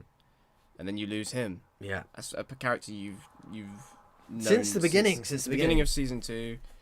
He's the know. first. He's like him and Pete are the first people to approach Clem and That's show true. her some love, and yeah, sad He's death, fucking man. dead. I definitely cried the first time I played. I definitely cried at that. Yeah, Because that shit was so fucking well, sad. yeah, the thing, like I said, it was unexpected because I really thought that Luke would either survive into the next season or be a Bigger player. big thing in the finale of this Yeah. episode. So for him to die, I was like, okay. I had no idea where the thing would Unexpected, go yeah. with, from that point onwards I think that was the idea. to throw you off. To throw you off, because you're Yeah. thinking, oh, it's going to go this way, and then it's like, no, he's dead. Yeah, and I think we'll talk about it a bit more later, but we do think that there was a bigger plan for Luke Oh, yeah. initially. I think anyone can figure it Whether out. whether it was them having a bigger plan for Luke, or we have our own idea about How it should have gone. how it could have gone Yeah. and how it could have been better. But yeah, anyway, when after Luke dies, you kind of go to the house, and it's like basically just sticks. Like the Yeah. house, there's like no walls. It's just scaffolding, basically. Right? It is, and like there is food there, luckily, but it's like chili, so the baby can't even eat the chili. Yeah. It's like, what the fuck are we supposed to feed a baby chili for, motherfucker? Yeah. You cut, and that's when he says, "You calm, you piece of shit." No, yeah, because Arvo, for the first time, actually verbally fights back by saying, He's like, fuck you. You are a fucking piece No, of he shit. just says, fuck you. You are a fucking bitch. And then Kenny, It's like, what the Ken- fuck did Kenny you just goes say in. to me? You calm, you son of a bitch. I think a few playthroughs I saw of watching people, this is where a few of them didn't turn necessarily on Kenny in their opinion of Arvo being an arsehole, but they thought he took went it a too bit far. too far. Yeah, because Arvo, this is the first time you see him like properly, visibly affected. He's got purple all around his face. Oh yeah, because he's all swollen up from being beaten. Yeah, and then I think Mike actually steps in, and this is And even Jane, I think that's even when Jane goes, how is beating him up going to help anyone? yeah, or she does, yeah, whatever, which is a rational and fine thing fair to enough say. at that point. Yeah, fair enough. I mean, Kenny has put the moves on him a Yeah. fair few times. Like every other scene, he's punching him in the back of the head. Yeah, but yeah, so because it isn't because Clementine and Bonnie, who have just been in the water potentially, it's a rush to get a fire on for them. 'Cause Fire Clem started, yeah. Clem is like teeth chattering, Freezing to cold. death. And she you get her in front of the fire, and this bitch Bonnie says, she has the audacity to say to me, "You could have helped him. You could have saved him." What fucking Clem hell. could potentially, what Clem actually could die of hypothermia. Yeah. In that moment, that fucking bitch. I hated her so much. And I was slowly, maybe I wouldn't have warmed up to her, but I was slowly starting to understand her. Well, a bit more. I think she definitely is more. She's definitely more warm to you if you go in the water. Christ, how could she do that? Clem is 11. She is 11 years old. Because she wanted to fuck Luke. I don't care. Luke's hot. Bonnie? Bro. Luke's hot. Jane has Luke. That's fair. Who, Okay. Bonnie? You have no chance. Yeah. I'm sorry, Bonnie. You have no chance. You're an arsehole. Probably Mike's into her anyway, so What, Bonnie? yeah, Maybe. they kind of sort of become a pair. God. I like Mike a lot more than Bonnie because the thing is, at least Mike isn't a dick to Clem. Yeah, and he's consistent. Like he's consistently like. He empathizes for Arvo, but at the same time, he doesn't take that as, oh, I have to distance myself from Clem. He's still nice to Clem. Oh yeah, and I mean even there's that like in episode 3, he's like, "Why are we sending the kid over?" He's kind Oh, of yeah, like, right, She's yeah, just a yeah. kid, Yeah, man. true, or like true, whatever. yeah. And Kenny's like, "No, she's my kid." Whereas Bonnie just I loses don't know any... you from fucking Adam, pal. Bonnie loses all... I lose all respect for Bonnie in that moment. That's true. God, I fucking can't stand the bitch. But that is interesting that it can change depending on how you how she perceives as if you try to help Yeah. him. But yeah, like I was saying, you get the scene in the truck where Kenny's Kenny's trying to get the truck started to thing go to going. Wellington, and then he's like, "It's Claire, man, we're so close." Because everyone else is kind of like, Kenny's off the rails. Yeah. Like, what are we even going to keep listening to his plan? Because I'm pretty sure he's the only one who's like, we should go In north favour to of Wellington. Yeah. And well, everyone else is like, we need to get. I think somewhere Jane warm. specifically wants to go back to House, which House. is Carver's place. And he's like, back to hell. Whereas What are you, I think Mike stupid? and Bonnie don't necessarily want to go there, but they just want to go south. Like they just want to Yeah. get to a place where it's warmer. warm. Which is fair enough. Whereas but Kenny is the sole. he's like, sort I'm of- going to go to fucking Wellington. Yeah, he's the only one promoting the idea of going to Wellington. And he's still hopeful. And you Even have though it- he's yeah, he's suffered the worst of all of them. He's Yeah. still like, nah, Wellington's probably real. Even but though at the same time, it would be easy to like misinterpret his belief as just him going off Being the rails crazy. and not thinking rationally. yeah, especially since we've had no evidence that Wellington is a real place until Yeah. we go there. For all like the other characters know, he could be thinking with his heart instead of his head. Yeah. Because I mean, because Wellington, it's basically a legend. yeah, and I mean, in fairness, he kind of is thinking with his heart, because logically, Yeah. you would not risk going to Wellington, No, I mean, considering there's no evidence Wellington is to support that it exists. Wellington has consistently been considered as like this safe haven, but no one really knows about. Like even I think there's even a Carver's scene, like, Carver says, "Oh, you guys are going up there." Snidwits go to Shangri-La. So you know, it is easy. But I was in favour of going to Wellington as well. You're already so far At in that the cold. point, yeah. You're already so far into the cold and so far up north. There's no point in turning back. Honestly. And it's like, it would still, even back on the way back, it would probably be cold for longer than Yeah. if you were going to go to Wellington. Yeah. But You yeah. have to get out of the actual area. Yeah, but yeah, I like that scene in the van where it's basically like Kenny saying, "Do you still trust me?" I know, yeah, because the car doors are shut. This is just a very like intimate, Just like, I wish Lee was here, and he was like, Kenny you know and what to Claire say. moment, yeah. Because it's them from the original, and they're kind of reminiscing about what Lee would do. And you can't like during that scene, you can't help but look at Kenny and think about him in season 1 as well. Yeah. You can't help but think about the fact that he's been here from the very beginning. We talk about Luke being there from the beginning of season 2. Yeah. Kenny's been there since the beginning of the entire thing. Yeah. So. Thank God. I even think just even like the most avid Kenny hater has got to feel something for him. Yeah. Well, because he's just so like even if you don't like him, you have to admire him as a character. Well, because he's so like set on his goals. He's so like determined. He knows exactly to do what he anything wants to do. and he's gonna do it. And he's still thinking about the baby. And he Because everyone else, like Mike and Bonnie, are thinking more about Arvo than they are thinking about AJ. And despite walking through hell, he's never a fighter, bro. Yeah, he's always thinking about living and surviving. He's never about And you gotta giving up. respect it. Bloody dog barking. That's basically his thing. His you whole know, character. He's never giving up. Yeah. He's never accepting death. What happens after that? You go. I think there's another scene. Because you go back to sleep. You just go back to sleep immediately. Either way, whatever we're missing it can't be that big. Yeah. Because I think maybe we've missed the conversation about everyone arguing. well, you have a as small to talk what with to do. Jane next to a window, and she's like, "Oh, about the I bet- baby." Bet Karu bashed some kid's face in and then realised he could. Oh sleep yeah, at because night. she's like, "Oh, he's turning into Carver," or whatever. Yeah. And I'm like, I don't know about that. No, but I do love that line. But it's a good little I don't remember line. exactly. I bet Carver was a nice guy too once. Until one day he bashed some kid's face in and realised he could sleep at night. Yeah. That's such a cold line. Cold as fuck. But yeah, anyway, Clem gets shot. You've jumped a little bit there, mate. Well, yeah, because you wake up a second time. You hear the muffled speaking of people. Oh, and you hear outside. there's a power cord on the Yeah. wind, and it like it's hitting the This side. scene was so intense. I love this scene. And you walk out, and then you see. I love like, it because it's good, not because of what happens. Yeah. You know what transpires. I'm actually pro children being shot. I'm pro Mike and Bonnie, honestly. Team Barney. This is what I've been saying the whole time, isn't Team it? Marnie. Team Barney. Team Bike. So you hear the muffled speaking, and then you slowly step outside and you see Mike and Arvo conspiring by the front seat, and They have like everything, like every supplies, all the supplies that they these have. fuckers weren't just gonna take the car, because then Bonnie comes out with a like 2 duffel bags worth of the Duffel bags food worth of shit. we only have, and we have a baby. Yeah. Are you stupid? You met this Russian kid like what, a few days ago? Like a day ago. You had your first conversation with said kid a few hours ago. That's fair. And now you're leaving? That Arvo, man. He must have... I bet Arvo... Arvo I put bet, the look, moves the on thing them. is, I bet Arvo doesn't even give a shit about Mike or Bonnie. I reckon as soon as Mike opened up to him, he was like, oh, I see an opportunity here. I can actually get out of here.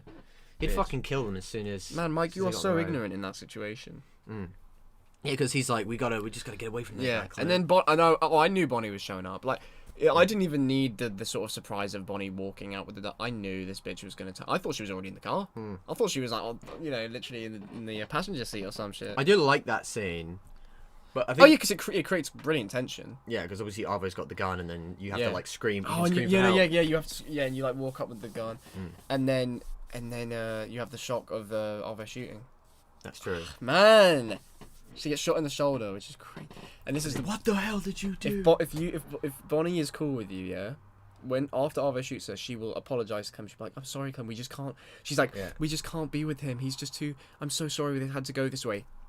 If you're a dick to, Well, I think I remember if you are a this. dick to Bonnie, not even being a dick. If you play it so that Bonnie perceives you as a dick, even though it's basically you doing what was right for Luke, she will say, "I shit you not." She'll just go up to Mike and be like, "We have to go now," Yeah, leave her. even though she's just been shot. Do you know how fucking mad that is? That is. Because I remember watching a playthrough of it, and even I didn't get that scene, and I remember seeing her just go, "We have to go now." Yeah, How crazy that is! that's fucking insane. Well, like I think I do like that scene, but I think my main issue with it. Clem recovers from the wound. Not so even that. quick- Not even Wait, that. Really? Okay. No. What is it? Well, I think the main issue is just that like Mike and Bonnie didn't even think to talk to Clementine beforehand. Like they were Right. just gonna drive off. Right? Because the thing is, right? Even if you Even if they don't like Kenny, I even would if have they figured. even if they don't like Kenny and they feel bad for Arvo, why do that to Clem? I still think they would have talked. They would have gone to Jane and Clementine and been like, "Hey, we're gonna it's leave." not even if you're pro helping Arvo like throughout all the dialogue choices building up to this moment, they'll still leave. Yeah. So why have they not run it by Clem first? Clem has done nothing wrong. In fact, she's saved you. Without Clem, you wouldn't even be here. You would still be at Carver's camp. I mean, maybe they just didn't want. Maybe they just knew that Clementine would stay with Kenny. Yeah, too close to Kenny. I guess. But I still thought they would even have if- gone with Jane. They would have like woken up Jane at least. Yeah, because why would they not take Jane? Jane is way more a valuable asset. And Jane than did. them. And it's not like Jane is sided with Kenny. No, because Jane has gone. Well, as we know, they're about to despise each other. But the thing is, like, if I'm picking a team, like my survival team, Jane is there above Bonnie and Mike 100 times over. Why would they not want her on their team? Maybe Arvo was like. Maybe "I they like this thought Jane. maybe because maybe Jane- Jane with Clem. Because Maybe Jane is because Jane doesn't she like nick his gun, who's gone? Arvo's gun. Oh, that's true. Oh yeah, that's true. And also So maybe he just doesn't like Jane. but and also he's like, "Oh, you gotta go get Jane off." maybe Bonnie and Mike know that Jane's been getting closer to Clementine as well. But I feel like I would feel Bonnie might. Maybe even Bonnie might be I a feel like you'd still spineless speak bitch, but I think Mike would have at least like gone. Let's think about Well, grabbing AJ in and Clementine to get fairness- him away from in like Kenny. despite Mike being an arsehole in the end, in his fairness, he is the one he tries to de-escalate the situation when Arvo and Clem are 'cause he basically tries to grab the fronting gun. up against each other. This is okay. I will just mention this now because I might forget it. But there's a scene, and this was in the original version of the game. I want to say on the PS3, on the original version of the game, which was released. Yeah, I think we spoke about this. And yeah, when Mike goes up to you, you can have the option to shoot him and kill him. Oh, I thought you were going to talk about something else. But yeah, shit, yeah. No, this is, and then that was the option for the PS3 version, and then they patched it out like in an update. They got rid of that scene because I think they just accidentally left it in, and that's like the only time that they have ever done that with a character. That's the only time they've like retconned someone's death where they've gone, oh no, we're got. But then again, they don't do anything with Mike afterwards. Yeah, well, that's what I think they should have gone through with that.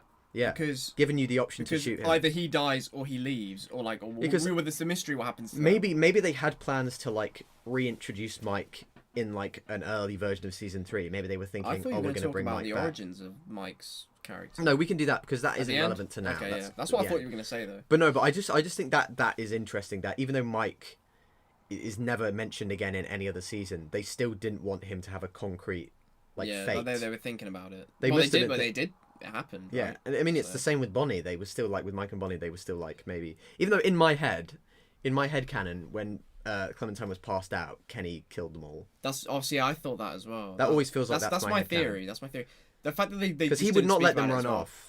Especially like that sort of And they have the you know truck. that haunting scream when he's like, "What did you do?" Yeah, I mean, he'd just fucking kill them all. I genuinely think, yeah, the fact that no one speaks about it as well. Yeah. I feel like as soon as Clem woke up and Kenny's like, "Oh, thank God," I feel like Kenny just straight up murdered everyone. Yeah, That's sort of my running theory. Because I expected it from the Russian, but Mike. Yeah, and it might even explain later on why he's why he's cool with straight up murdering another person. Yeah.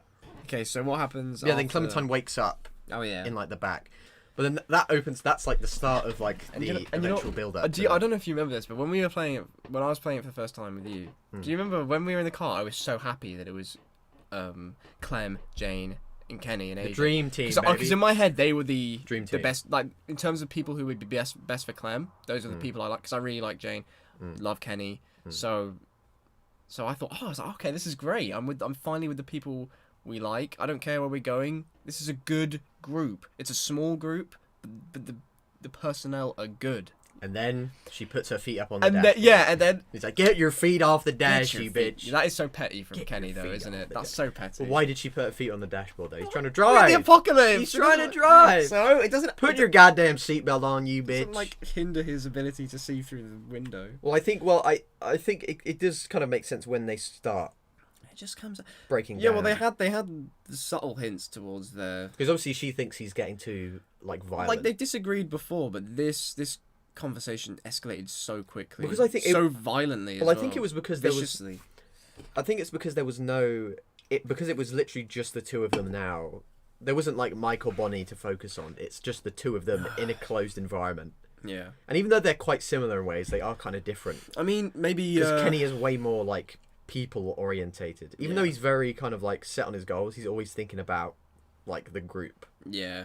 Well, he's emotional, isn't he? Yeah. And whilst Jane was way more like level-headed. We've got to think, and plus she didn't want to go to Wellington, and then Kenny was like, "Well, yeah, I was literally about to say maybe that's where it sparked as well, because Jane didn't even want to be heading the direction." Well, because they probably got in the truck, and she was like, "Oh, thank God we've got a truck. We can now drive. Yeah, we can go wherever we want." But also, Kenny, it is Kenny's right to drive where he wants to drive because he got it up and running. I can drive wherever I want to. Without Kenny, there's no truck.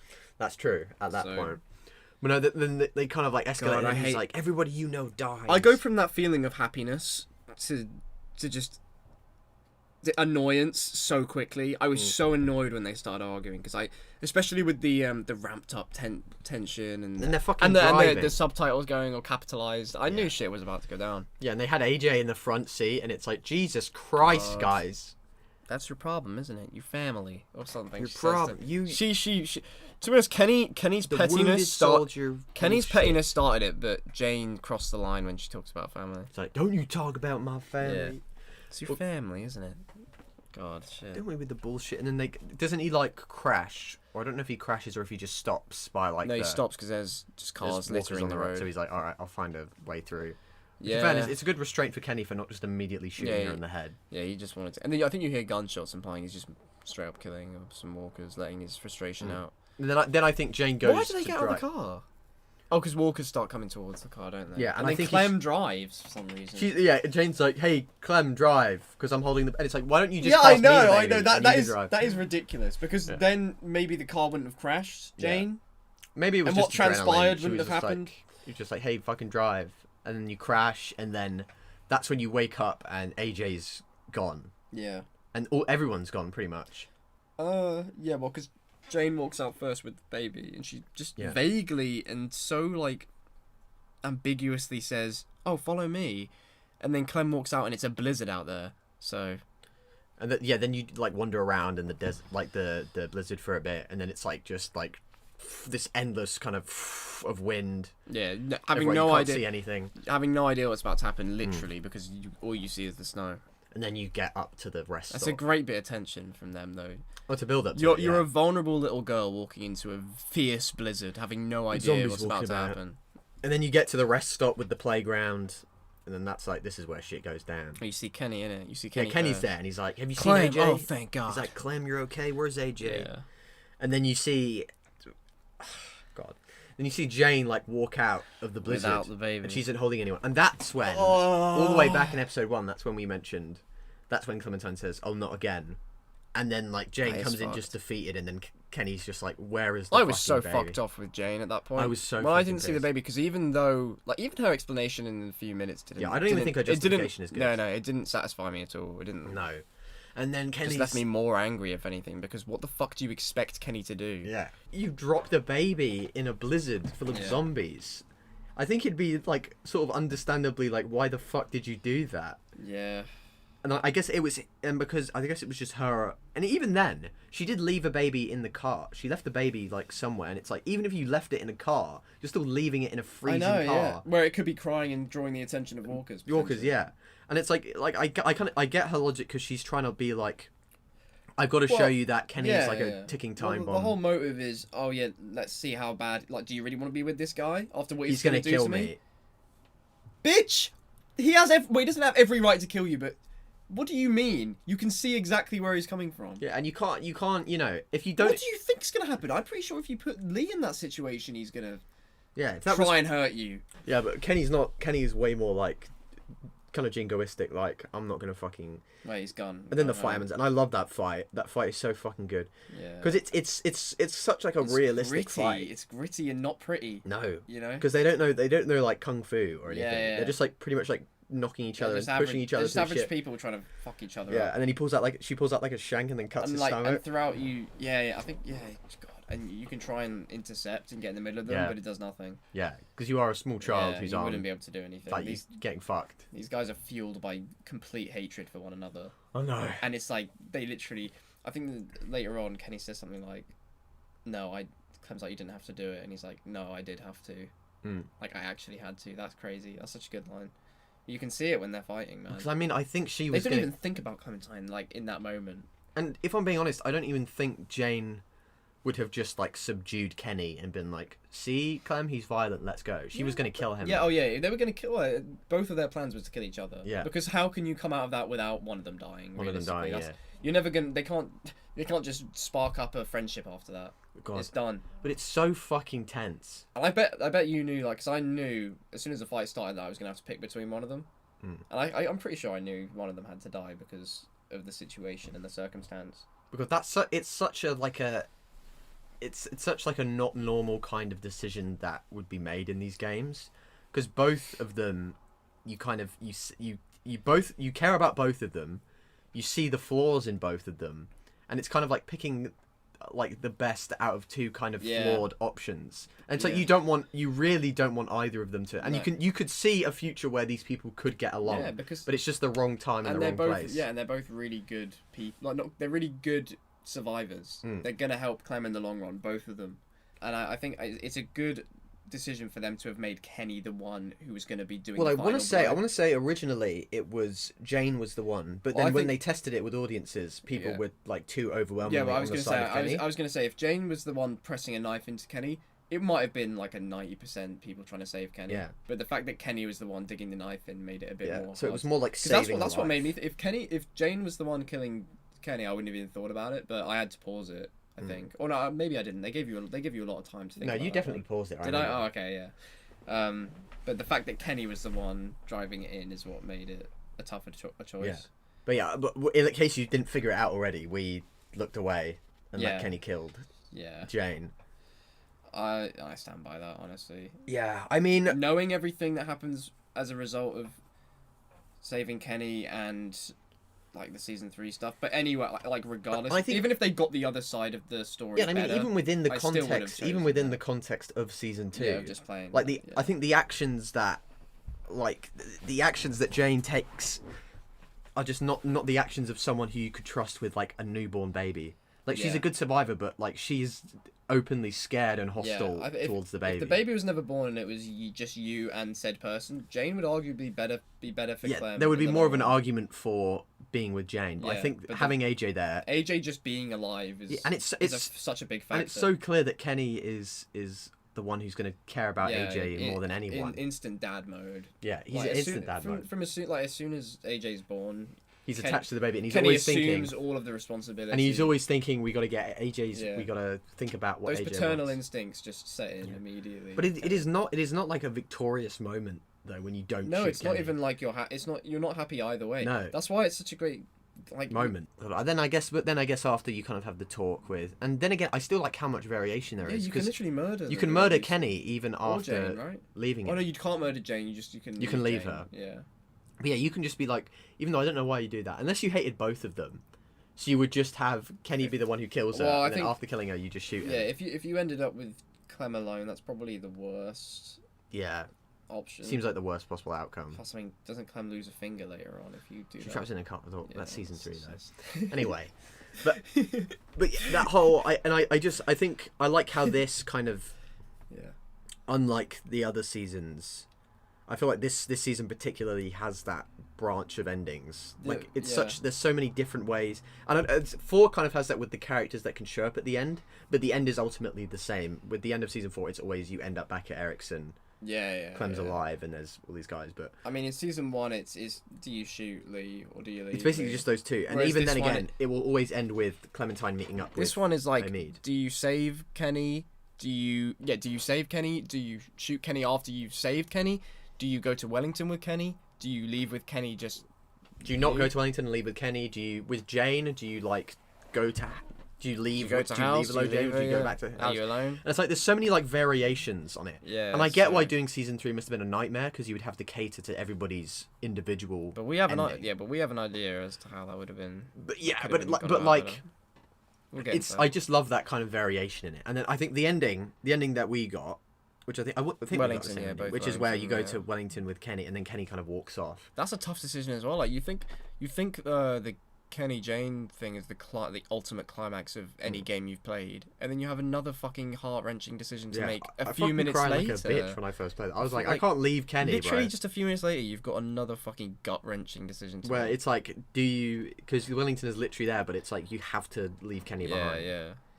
And it's like God, and I do think that is the better ending for Kenny, because I mean, Because Kenny can stay alive. yeah, and I mean we see what happens to him in season 3, which isn't great, but like, Okay, go. yeah. So I think our kind of that ending where he just kind of leaves, and it's kind of ambiguous as to what happens to him, because I mean, in our games, Kenny could very well still be alive. That's what I love about it.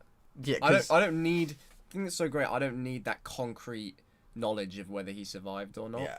I love it just being a mystery, me thinking, oh well, in my story, Kenny very well could still be alive, and I like to think he is, because this man picked up that duffel bag without any thought. I respect that. He's He probably still alive. he literally could have just, at that point in Kenny's life, he literally could have just said, oh yeah, just after they're gone, yeah, just. He could have just given put me up. out my misery. Yeah, kill me. But he doesn't. He picks up that bag. Because that is kind of the end of his story. And the thing is, like, the mystery is great, but him picking up that bag is all I need to know that he went out into that freezing cold again, and he gave it. Well, his it means all. he's at least gonna try. He gave it his and he gave it his absolute all. And and I like to think he found another community somewhere where he can finally be at peace with himself. I think staying at Wellington is like just actually perfect. It's actually as perfect as an ending can be. Well, because it's the completion of the entire journey, which was to go. Because I feel like Kenny, yes, you don't want to leave Kenny, but Kenny's whole mission is for you to be safe with AJ. That's past episode 3 and 4, like 4. That's all he wants. I feel like it completes. All he wants. It completes his arc. It Yeah. completes like he's given these people new hope. And it shows that this whole time when people were sort of mocking him for this Going idea crazy. of wanting to go to Wellington, Yeah. he was right. He's right the entire He was time. right about it existing, and he succeeded in his goal in taking Clem and AJ to said place. I mean, it would be like if Frodo and Sam got to Mount Doom, and then at the end they were just like, yeah, fuck it, let's leave. "No, this is cringe. Let's go." Yeah. Yeah. And I mean, the thing is, I don't. That's not me saying, oh, our ending's better than whoever else's, because if you leave with no. Kenny, that's good in itself. You get to stay with. Probably, if you're gonna do that, he's probably your favorite character. Yeah, and apart arguably, from I Clem. mean, like the only issue with that ending, really, in like retrospect, Is season 3. is how season 3 kind of butchers it. Think if you leave with Kenny, and the season 3 was different, was better, then that could very well be could even be decision. the better decision. You know? Well, I remember thinking that when I was younger, I remember thinking that they were just going to go out and survive for a few months and then come back Yeah. when there was like more room. Yeah. That was like my headspace for it was, oh yeah, That's what they'll they just should go do. out and Well, then. that's what they should have done. No, but then season 3 opens Oh, with yeah, with they're them not in just- Wellington, they're just they're in a just on the random road. place, yeah. So I would assume, oh, did they not just wait and then come back for To more. be fair though, if that was the evil. case, then I reckon anyone who chose to stay at Wellington would feel hard done by because You wouldn't could have have had Kenny, stayed would at you? Wellington with Kenny. But that's the But then, risk. but then is... Kenny would have had to die either way. If Yeah. that was the choice, if that was the case because of how season 3 goes. Yeah. Fucking shit show. Anyway, then we've got Jane's endings, obviously. Oh yeah, let's do that. Well, obviously we could just talk about you could just kill both of them and be alone. That kind of sucks, honestly. I don't even know. I don't You're just think in a field. You're just in a field. Almost similar to the end of it parallels the end of the first one. Yeah. where she's just in a field alone, killing walkers with AJ in hand. Bloody hell, that's depressing. Yeah, that's the worst, I think. Yeah, and then you've got Jane obviously going back to House, which is like. I mean, I don't know why the zombies aren't there. I guess they just sort of wander off when I only there's no saw food. that ending for the first time a few days ago. Mm. Do you know what it is? I know, yeah. Oh, you know how they meet those just random people there? Mm. And then they never get, shown again? Yeah, and then Clementine's like, what is it? She meets him at the gate, and she's like, hey man, we're just here for... And then Clementine, she says some cringe line where she's like, get out of here, or she's like, I am. Or something. She pulls out her gun, and she says a cringe line. I can't imagine. I'll put it in. You never the see video, those... but- Yeah, that's a good idea. Are you sure you want to do this, little girl? I mean, what if we're dangerous? What if I am? You never see those characters again. No. And I'm pretty sure that... Again. I want to say they're like... pretty much kind of like recolorings of like Yeah. old models, And also- like one of that dude. I looks thought he looked like the Carlos. 400 Days. Oh. I was going to say one of them looked like the 400 Days character. The guy who was within Eddie's story. Oh right, yeah, 400 I days. thought he looked like a bit like him. Well, they probably just like took the model and like recolored it so Maybe, that yeah. people would just go Kind of- because they're not going to make an entirely kind of new model rushed. for an ending that like 20% of people are going to see. Yeah, and I mean, to be honest, even thinking about season 3, the house is just kind of a dead location after everything that happens because it's literally just you, No. Jane, and it's like after the shit with went down. Carver, I don't know why you'd want to go back. yeah. Even if Maybe like, they would have loads of food in storage, but I feel like the zombies would which have does make sense. But but in terms of just being in a cool place to live, it's not. It's drawn out. We've had a whole episode there. it's a miserable little shithole. We had a whole episode there. We don't need to be back there But no, for the sake of the story. But I get why Jane thought it would be a good idea. yeah, to get the food. And yeah. Because they, we saw they had a shit ton of stuff. Oh yeah. Um, But are those the endings? I think that's yeah. So yeah, you're either by yourself at Wellington with Kenny or with Jane at Yeah. House. That's Even that ending with Jane isn't as emotional as the ending with Kenny because you don't have any further decisions, big decisions. I think No. it's not. Because there isn't like the decision to have to leave Yeah, Jane to yeah. go somewhere else because you just both go to house. You just stay there basically. And I think that's it. And I think this is where I should say that is the best ending to a season of all of seasons. Yeah, Jane's. Yeah, the Jane one. I just mean the fact that you have so many choices. Yeah. As a collective, as a whole. And it was a nightmare, so that's probably why they didn't repeat it for the other ones. Having to it caused problems for them. season 3.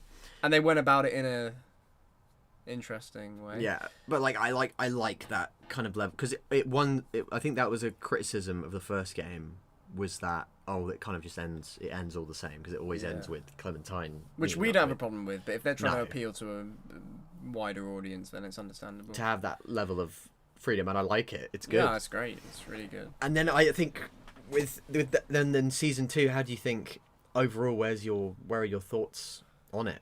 I think it's amazing, man. I think even though season 2 could have been better, and there are certain aspects and certain we'll go things, into that, yeah. There are certain things that could have been executed in a better way, whether it be character deaths or the plot lines. But even despite all of that, it's so good, and the fact that it's so captivating with all of its flaws, it says something. I think I'm confident in saying that it's my favorite piece of Walking Dead media. Whoa! You're letting your rankings.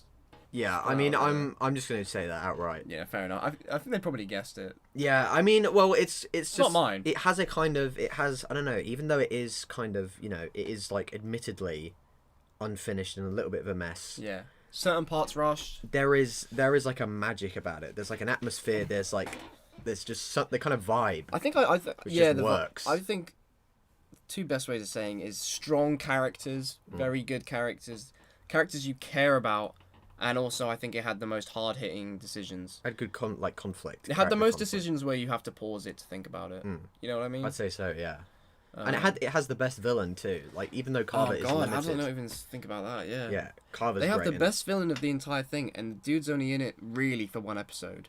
Yeah, it's like a I mean, major he's threat. in it for episode 2, but he takes the show in episode 3. Yeah, and I think that's fucking. I think it's an achievement. It glorious. turned out so well. Yeah. Yeah, and I think it's even better than like some of the comics. And I read the comics Yeah. first before I played the games, but and it's my above favorite all that, thing. it also just shows. It doesn't just try and do its own thing. It shows respect to the old season so many times. Kenny's return. Yeah, the and the mystery thing of Krista. They don't just bring back Kenny and he's the same. Like he is logically is changed from the first season. Yeah, his character development is almost unrivaled. Yeah, and I think he's better in season 2 than he is in season 1. Yeah, I agree. I think he's more consistent and he's more of an interesting, likable character in season 2. He's more. They go more into depth with him. Yeah, because they knew what they wanted to do with him when they brought him back. They were like, we've got an idea for it. His storyline followed a coherent and well thought out and well executed story. You know, like it panned out brilliantly.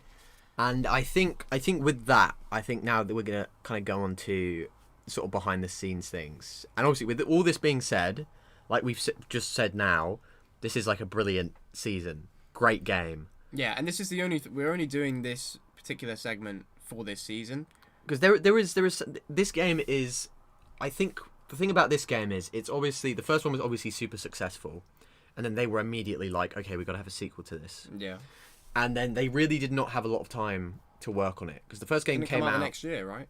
It came out the very next year. Yeah, it's crazy. And it's like that is for people who don't really understand game development, like a game needs at least full 2 years. Yeah. Like a full 2 years to like There's properly so many work everything things out. that have to be worked out. Yeah, and I mean from the design to the character, story, like music, so things like much, that. Yeah, music. And it's like they managed to, and they were working on multiple projects at this. So on top of Walking Dead season 2, they were working on The Wolf Among Us.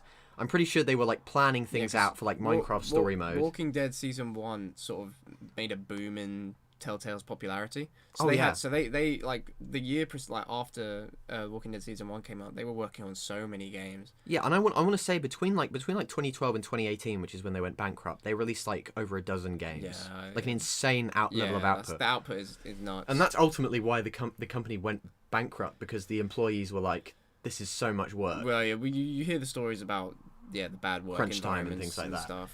And it's like, and I think it's remarkable that it did turn out as well as it did.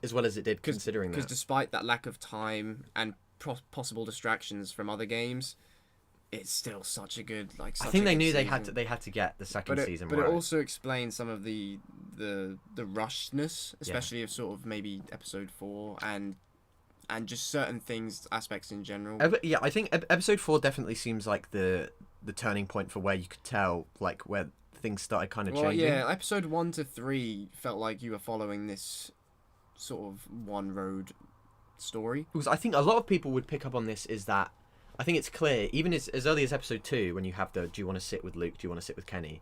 It's clear that the original idea was to build up Luke and Kenny and then to have them a final confrontation between them. Because the original idea, and this is confirmed, the original idea was to have it be Luke as opposed and to Kenny having the fight rather than, which would have worked even better than it already does. Yeah, because the Jane decision is already hard. It's enough. tough, and then having Luke. No, there. I've come out here and I literally just said like earlier that was probably the toughest and well the best decision. Like the toughest. Best is a vague word. Yeah, like the toughest decision to make, the one that kind of made you think the most, and that was with Jane and Kenny. Yeah, and with Luke it would have been even more. Like I don't know if I should say, but if it was Luke and Kenny, I genuinely might have chosen Luke. I might have chosen Luke too, for reasons which, you know what, I'll get into that later because there's so much to talk about. I think we should get on with all the like what could have been stuff before we talk about own ideas, like what we'd have done. Yeah. Well, yeah, because I think what they kind of started out as. Like, I mean, at first, they didn't even know if they want... Like, I think we said this earlier, like 3 hours ago. But I think they said earlier they didn't even know if they wanted to do Clementine as the main character. Yeah. So there must have been, like, a significant period of time where, like, Omid and Krista were going to stay around for way longer. Yeah, I think they would have done, yeah. And I want to say... And also there's kind of rumours of there's a darker like version of this story, and like the story is already dark, but there's like a darker kind of like connotations that, and like a darker version of the game that would have been made. Yeah. And I think one of them is that they would have shown, in this version of the game, they would have shown the abortion scene of Krista. That was an idea that they had, is showing or just that. the baby dying after birth. The baby dying. Well, I remember specifically it said abortion, so I think maybe that was the initial idea, rather than to imply that it was born. And then died, okay. Yeah, but I think that there was going to be an abortion scene, and I don't know how you would... I think that would have been too much. I think, for example, like the Clem stitching herself scene is hard enough to watch, so if you were thinking about doing that... How would you execute it? It would be so... And like, I'd assume they'd go about it in the sort of Clem stitching style, in the sense that it's very grotesque, very in your face. But it's a different level, isn't it? Oh, it's way beyond. That's what I'm saying. Yeah. I think they probably came up with that for like a second, and they were like, that's going to be so edgy and cool. And then they were like, I think it's better that they didn't, honestly. Like, the implication is better than the Clem line in episode 5 is powerful enough when she says not again. That's powerful enough, and that leaves you wondering as much as you need to. So I think it's good they left that out. And I mean, like, but I do like, and I mean, I think they were gonna the mystery about it, and I think they were going to explore kind of more what happened in the gap, in the 16-month gap. Yeah. Because I think Krista was supposed to stay around for longer, initially. Yeah, you did feel that she was sort of forced out of the story quite quickly. Because kind of bandits just show up. And speaking of the bandits, good segue. Good segue. When you kind of replay that section, one of the bandits that kind of confronts Krista looks suspiciously a lot like Mike. And if you know, when you see Mike, you see that he's got like a scar across his face, and it's never explained. But the initial idea was to have Mike be one of the bandits who ambushes Krista, and then Krista would have given him that scar across his face trying to fight back. Yeah, and that would actually make sense considering Carver's group eventually they massacred the group. Yeah, and then they would have captured Mike. Yeah, he could have been a prisoner or something. I do wish they kept that element, because it would have like complicated things even more. Yeah, because as Mike is now, he's still kind of like a random guy you run into. It would have made Mike's character even more detailed. Because he could have been like trying to like get redemption for what he did, and he's in the prison and he's like, I'm sorry, and then Clem would have had some initial like distrust. Yeah, like imagine the shock you would have if you saw him, like, you know how you see him in the Carver's camp anyway. Imagine if you saw him and then instantly put 2 and 2 together and like recognized him. Yeah, that'd be crazy. And like and it just makes it might give more clarity to what happened to Krista. That's true. Like Clementine could have asked him about like, what happened. And it's like that whole thing. I imagine it was just cut out because it is such a good idea. I can't imagine that they had the idea and were just like, no, we're not going to do that. It must have just been time. Yeah, well, it's because weird. Why would you not implement it? I'm trying to think about the reasons why they maybe didn't. But like, even they must have been so close, because the guy's design it's uncanny. It's basically Mike's face, but like without the beard and a bit more girthy. Like his face is a bit bigger. Yeah, wider. So it's like it's so obvious that was kind of the initial thing that they were going for, and it's bizarre that they didn't go through with it. Yeah, and I mean, like, even you could definitely see the plot. As soon as you showed me the photo of him, I was like, what? And like that's kind of an interesting thing. And I mean, what's also interesting is that Carver was originally going to have Troy's character model. Oh yeah, that's shown as. So Troy was the original design. Yeah, that is like that's still in the game. Like the preview to episode. That's true, isn't it? Preview to episode 2, you can see Troy's like character. And it's like the back of him. That must have been they didn't have enough time to fix it, because they must have animated the cutscene with him in the model. Oh yeah, definitely. And they just didn't think about the preview. It was the scene where Carver knocks on the door and Sarah and Clem are there alone. Yeah, and in the preview for episode 2, after you finish episode 1, it's Troy's model at the door. Yeah. You get to see his like army suit, and you see it's definitely him. Like it's so obviously him. And then when you play episode 2, it's a completely different model. That's the decision they followed through with, and it paid off. Yeah, I think it was because they got that. Well, they got the voice actor, and they were like his voice. They felt that his voice warranted a different model. Which is fair enough. Which is fair enough, you know. And I think that was such a good decision. And I mean, Troy did not look menacing enough. I think. No, he's quite lanky and. What's wrong with lanky people, bro? No, there's nothing wrong with lanky people. What's wrong with lanky people, but Carver just looks better as a villain than Troy. I think that's evident. Yeah, and I mean, like, wait, let me get some stuff up, because I did make notes. Good idea. Make notes. There's so much, guys. Yeah, we got. Yeah. Let me see. And there was this is why I mentioned this a little bit earlier. Is that near when you go out to get fish traps? Oh yeah. There was going to be like a bigger scene where it was fishing, and then Alvin was going to be there too, and it was going to be a scene of like there was going to be like a mini game where you like reel in the fish, and I think that could have been good, like because you would get to see more of Alvin, you'd get to like kind of bond with more than other than just Nick, but I think that would have been so good. And like just a little fishing mini game, like something nice. Yeah, that like would have been fun. Almost like how the scene in episode 5 where it's them at the campfire is nice. That would have just been another moment like that. Well, I I think think you can never get too many of them. But it's time, isn't it? It must have just been time yeah, I mean constraints. the runtime was probably long. And it would have taken Each episode's roughly what, 2 hours? but it wasn't that. I'm just talking like development time, because it would have taken a lot more development time to like animate fish and then like create like a fishing rod thing and a new kind of game. That's true. Rather than they just show up and then like there are just a bunch of corpses there. Yeah. What's this one? This one, Eddie was going to be Arvo. So that is Who's Eddie? Eddie is one of the 400 Days guys. Oh, the guy who's in season 4. Because you know you see the 400 Days guys. Oh yeah, we haven't even spoken about 400 Days. I mean, 400 Days is like fine, but they're depending on it was DLC. No, we're not going to talk about it now. Well, no, I won't talk about it in depth. But I'm just saying it was DLC for the first game, and it was kind of like a bunch of short stories involving characters, and at the end of it, a woman would come up and say, Tavia. with all the characters, what's her name? Tavia. And she would be like, "Do you want to come to this new camp?"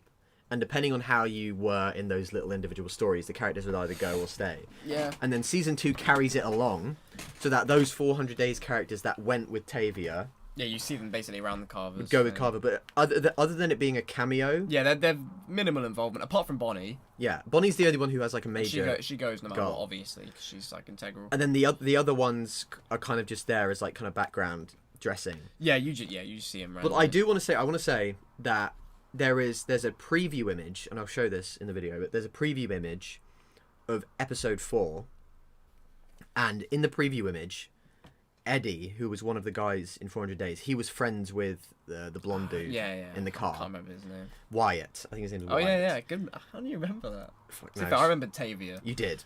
And then Eddie is like, he's in the background, but he's like silhouetted, but if you brighten up the image, you can see that it's supposed to be him. Yeah. So the idea was that Eddie was going to be the one you would run into with like the medicine rather than Arvo. Would have been a bit weird. And that those dudes who confront you would be the 400 Days guys. Oh. And that they would have escaped from Carver's and then followed you. That would have been, yes. I don't even think we've spoken about that before. No. That would be so sick, you know. Well, yeah, well, I think it would have, and it would have probably, and it kind of would have explained away if they wanted to, if they didn't rework the decision, it kind of would have explained away why they would still attack you. Yeah, because the Russians feel kind of random, don't they?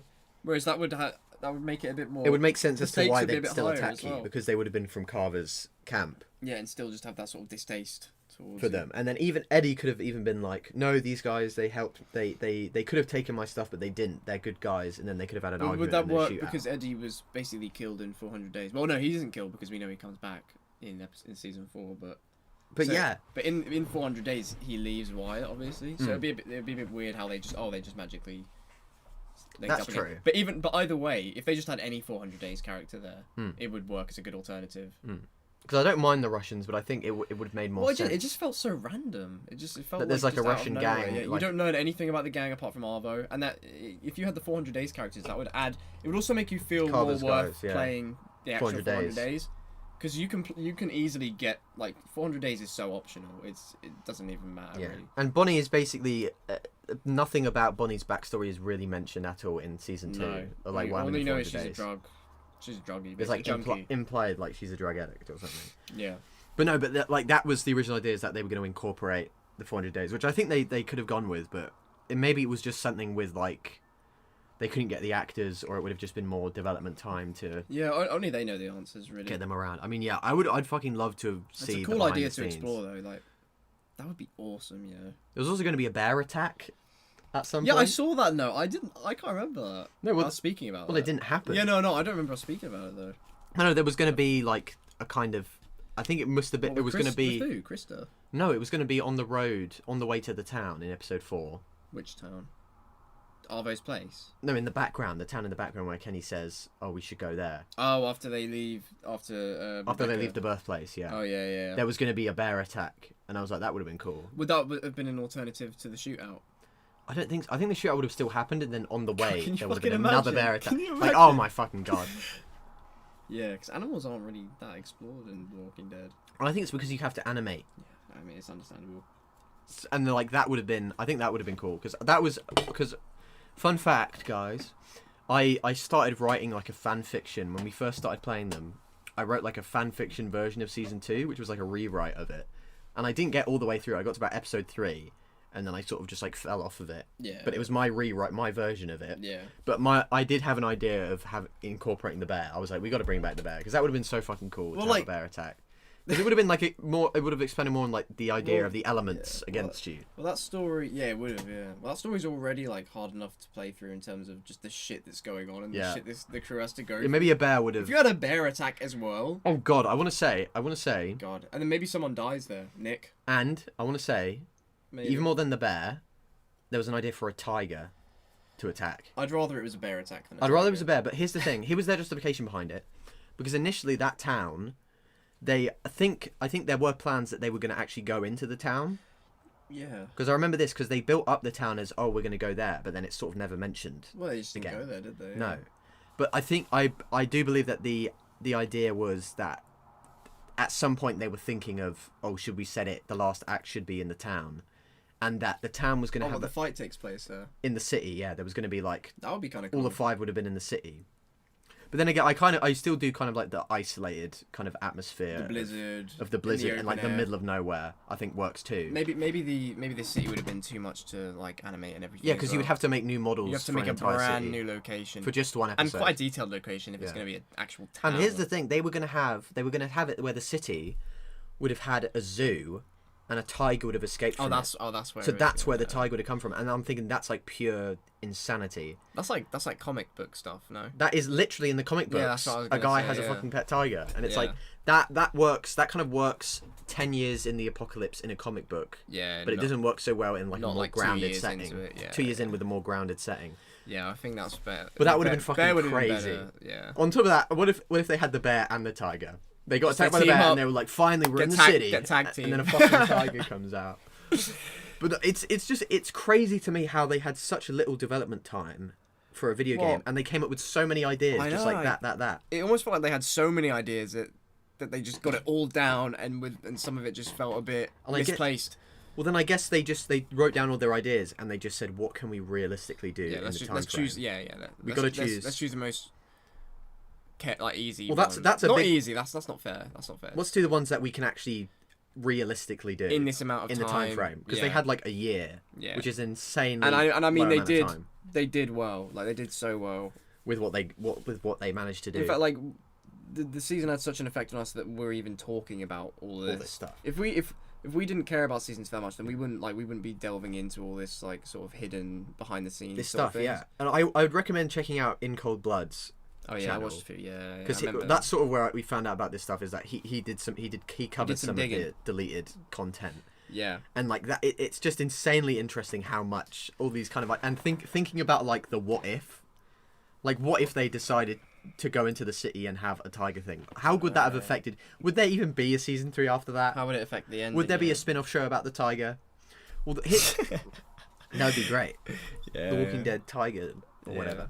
But then that was also you were speaking of the ending.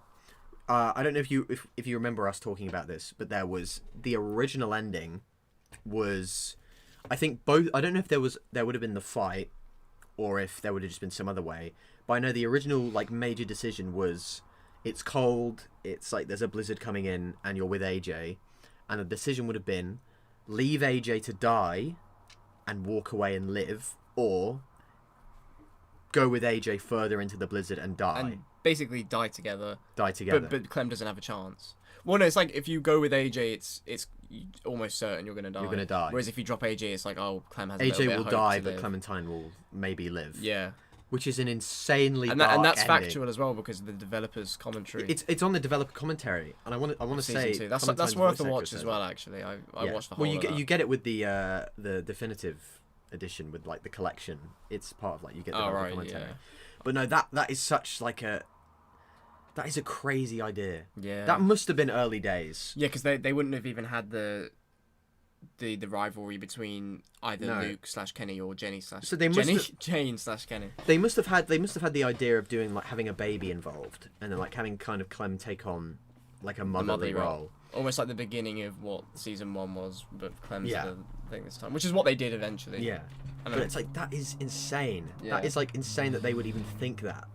And I think it's That's just how because. dark they were willing to take it. And I mean, even then, there's so much like hidden things, like because there's even unreleased music that was going to be in the soundtrack that didn't make it, and some of the songs in the unreleased soundtrack are so creepy. It's like weird I think ambient doesn't like dark shit. In the cold, is it in the cold blood? In Cold Blood. In Cold Blood, where he says Well, because that's he uses some of the music in his videos. doesn't because he? Yeah. In Cold Blood was the original name of one of the episodes. I want to say it was the original name of either episode 5 or 4. 4, I thought. I think 4. Because it's called. I think it's yeah. called Among the Sleep. Because now. I think he showed some of the title cards as well with the And the music title playing, cards were and different. this eerie music playing in the background. It's added to this sort of Atmosphere. almost Horror. horror, yeah. Horror Because bit. that's what I think initially maybe they were thinking of going. Well, yeah, all the themes we've spoken about would fit kindly into a horror game narrative. And it's like I think the game is already kind of horrific. Oh, in it certain is, yeah, aspects. yeah. And it's like imagine that like If it quadrupled. went, yeah. And like God, it would just. I think the crew like working on the game must have just had this sort of inner conflict as to whether go that far with certain things. And I guess that they want to retain the audience they had for the first season. And I guess they didn't know. They really didn't know maybe how successful this series would be. So they didn't even know if people would want to see more of Clementine. Maybe I think initially maybe they were even thinking of just doing an entirely separate story. This season 2 is like almost just a complete experiment, but it worked, and the fact that it worked so well is what leaves us wondering. But God, imagine if they actually went through with like that darker version. Like I don't think I would have been able to get through episode 1 if they kept in like the abortion scene. Yeah. I don't think as a kid I would have been able to go through. Do you have the stitching scene in episode 1 as well? I think it must have been, or maybe the And you would have stitching had- scene is kind of like maybe that's like a carryover of the original abortion scene. Yeah. Oh, maybe they did that as Maybe they were different. like a compromise. They Like, we can't wanted do an abortion. Yeah, they wanted a hard scene to watch that went into details. almost too much detail. Yeah.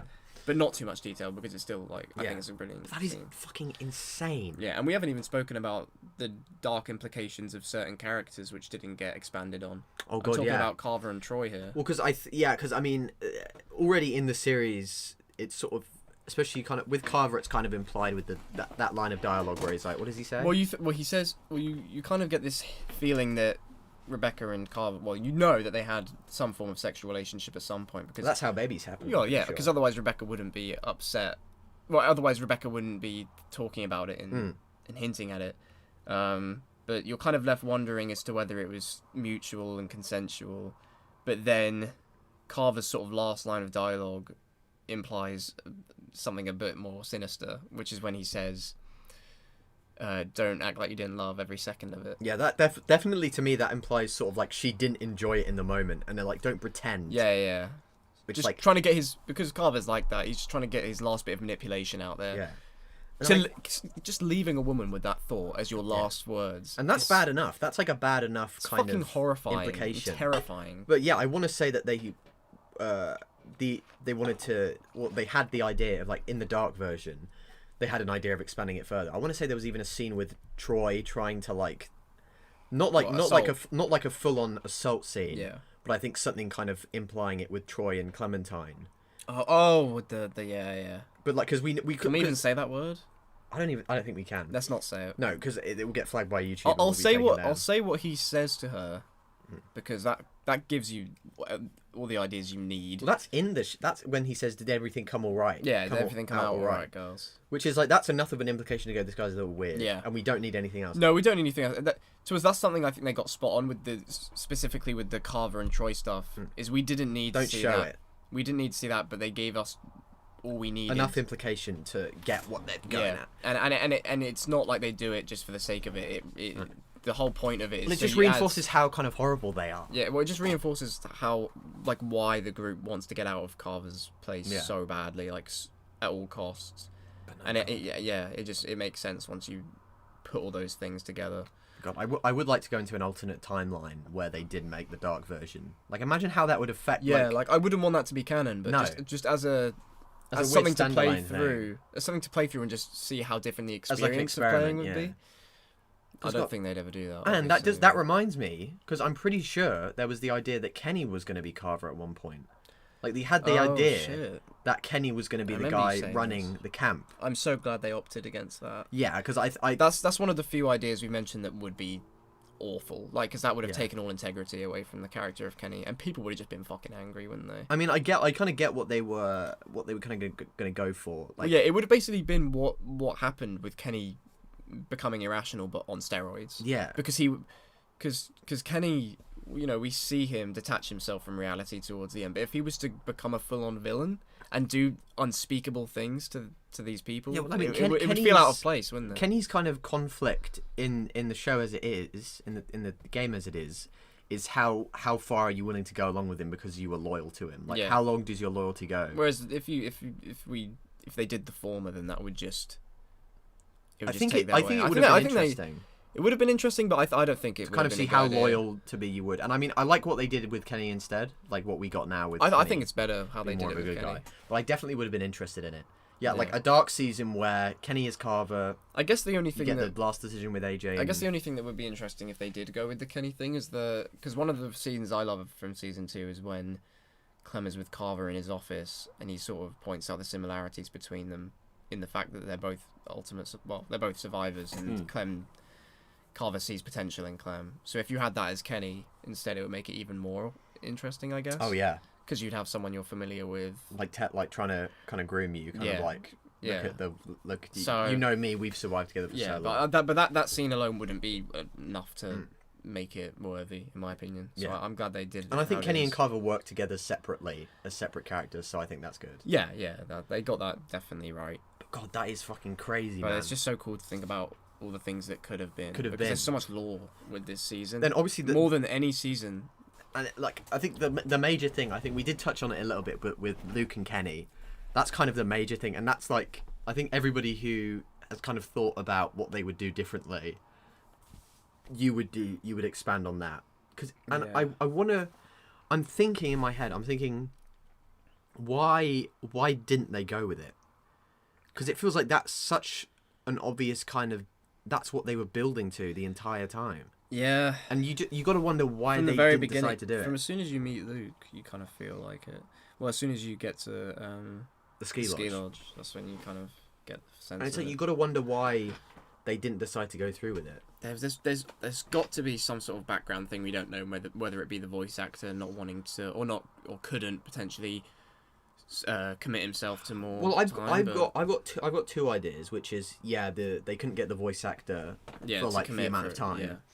and maybe they thought that maybe they tested it and they were thinking that the decision between Luke and Kenny would have been too easy. Maybe people would have been too kind of in favor of Luke over Kenny. Oh, I disagree though. Well, that's what I think a majority. disagree. I think a majority of people would have gone. Yeah, but I actually still think majority. Well, what's the majority as it is with Jane? I think it's pro Jane. Shut up. I think it is. No way. Yeah, it's like 52-48. Should I look it up right now? Look it up. Just because that would actually, like, my point wouldn't stand if that was the case. And you know? even if it was, I know it's close. Even if it was in the majority Kenny, I would still say that having Luke as the other option would have everybody on Even more, right? everyone on Jane's side on board, and then also some of Yeah. Kenny's. Oh, I think it must be due to something going on with the voice actor. Or there's another idea, I guess. Because Jane felt like she just came out of the blue. Well, here's another idea which I was thinking is that maybe they thought we want to kind of throw people off and they want to do something unexpected. So maybe they kind of purposefully built up Luke just to kill him off so that you would be surprised, which I don't think is a great. If that is the case, I don't think that was a good idea. What'd you say, sorry? Because did you see the statistics? Or did you? No, it didn't give me a clear answer. It just gave me loads of articles. So I was like, And you didn't bother reading I haven't them? got enough time to read them right You're a now. piece of shit. I'm occupied. But I do remember it being in majority Jane. well, to which be I honest, was a lot of surprised the by. articles were titled "Why I Chose Jane," Really? and you should too, which I found quite a suggestive. Yeah, like listen, title, you piece but- of shit. But no, well, Okay, let's go with it as it's like 50-50 then. I still think people would have chosen with that in mind. Yeah, with that in mind, yeah, I still think Luke would have taken it, and maybe that was the case. Kind of like with the original idea of having Jane be the one who stabs Kenny, and they tested it, and people were God, but imagine if it was Luke stabbing Kenny though. I think that would have been super difficult. Yeah, because I think if Kenny was stabbing Luke, then I'd go Most with people Luke. would have shot Kenny. But if it was Luke, but then again, that goes against Luke's character, his ethos. But I don't know if Luke was pushed. If Luke was pushed enough. Would I that could be a see it cool happening. thing? You think Like to see him breaking, go past his limit, being like, because at that point everybody he knows would have been dead, and maybe AJ would have been the last thing, and he would have been like, he's put up this whole. Well, like, AJ would nice- be the last thing attaching him to his old group, right? And then maybe not. Maybe AJ just went missing, and it was none of their faults. God, how would that even happen though? That would be kind of the issue with it. Yeah, but, like that's having them both meet up and 'cause- kind of 'cause suspect Luke each other. Because Luke would never do that. No. Well, that's why I'm thinking. Would God, no matter if it made the decision harder, I still think they should have gone with it. they should? Well, yeah, I think. Yeah. And I like the way James did, and maybe they did it to just as a surprise to shock people. Yeah. But like, if that was the case, I still think it's not as effective. I think as if it would have been if they Luke. did go with it, it would have been Kenny the one pushing the knife into Luke, which, as we said, could. I would cause have preferred if Luke was doing it to make it more difficult. I still think Even if it doesn't kind of go with his character. That's the problem. Whoever's doing the stabbing is a person I'm gonna essentially kill. But you didn't kill Kenny when he was stabbing. No, in this Kenny scenario, Yeah, in yeah. this scenario. Yeah. But then I don't think I would shoot Luke even if he was because stabbing Kenny. if Luke, because I would, man. Because if they showed me a close up of Kenny's face while he's getting stabbed. I actually couldn't watch that. Yeah. Genuinely. Well, I guess that was the case when they tested it. With They Jane, tested it with Jane stabbing Whereas Kenny. whereas if Kenny was doing it to Luke, but then I can't. Yeah, that's why it's so tough. I'd still be paused to this day. Yeah. I'd still be thinking about it. I wouldn't have got past this. Well, see, I don't think because we're having such a hard time with it. I think they must have known it was a good decision. Yeah, well, that's So, I think it's got to be a combination of they wanted to shock people by like pulling the rug from underneath them and going, "Ha, it's not about Luke versus Kenny. It's about Jane versus Kenny." No, that's kind of lame. And then it must have also been something with, I don't know if maybe Luke's voice actor is someone like God knows. another actor or something. knows. So like maybe he had conflicts. But you think you would have made He made sure. it to episode 5. I mean, Yeah, and he's still there for like midway through it. It's only like the very end where he's not there. yeah. Even if he has less Even dialogue. if they're maybe thinking about season 3, but like seeing what they did with season 3, you would have only had about 1 or 2 scenes anyway. Yeah. So it's weird to think. God, and then yeah, I mean, I think I had so many ideas. As soon Yeah. as I finished, I had so many ideas about how it could have been done, and I think you would have kind of Luke and Kenny. You would have them be around each other for longer. I think because there is a missed opportunity, kind of how like for most of episode 3, Luke isn't there. Yeah, that is a problem.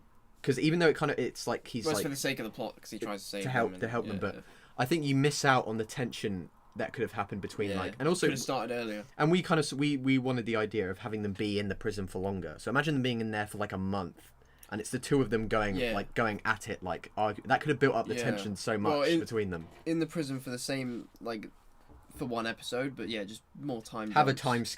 time jumps, and then even like if after one of the time skips you have a scene where you can just see that there's more friction, yeah, and it's implied that they've just been arguing that whole time. and I think I would have had some more. Do you know what I think the conflict should have been? Like they could have done it as Kenny wanted Clem to be the one doing the stuff because he trusts her, and Luke being the one who's like, no, she's a little girl, type stuff. Because then Mike kind of takes up that. Yeah, like he could have taken the responsibility. role of Mike with that, and that would have been like a bit of friction that would have made it more spicy. And I think they should have done more decisions where you have to pick between Kenny and Luke, because there's obviously that who do you want to sit next to. Yeah. But like outside of that, there aren't that many decisions even where then, you have to everyone's- run to the help of one or the other. And regardless of what you would choose in the end, like everyone's gonna choose to sit with Kenny. I feel like. Yeah. Just because you haven't seen him. It was something like 80%, 70-30 or something yeah, like crazy it's like crazy, that. Yeah. And it's because it's such an obvious. But give us something more like give us a situation where it's like both Kenny and Luke are in an equal amount of danger. Like they're both being like attacked by a walker. Both of them survive anyway. Yeah, but like give us which one do we go to first, and that determines people then. go to Kenny then as even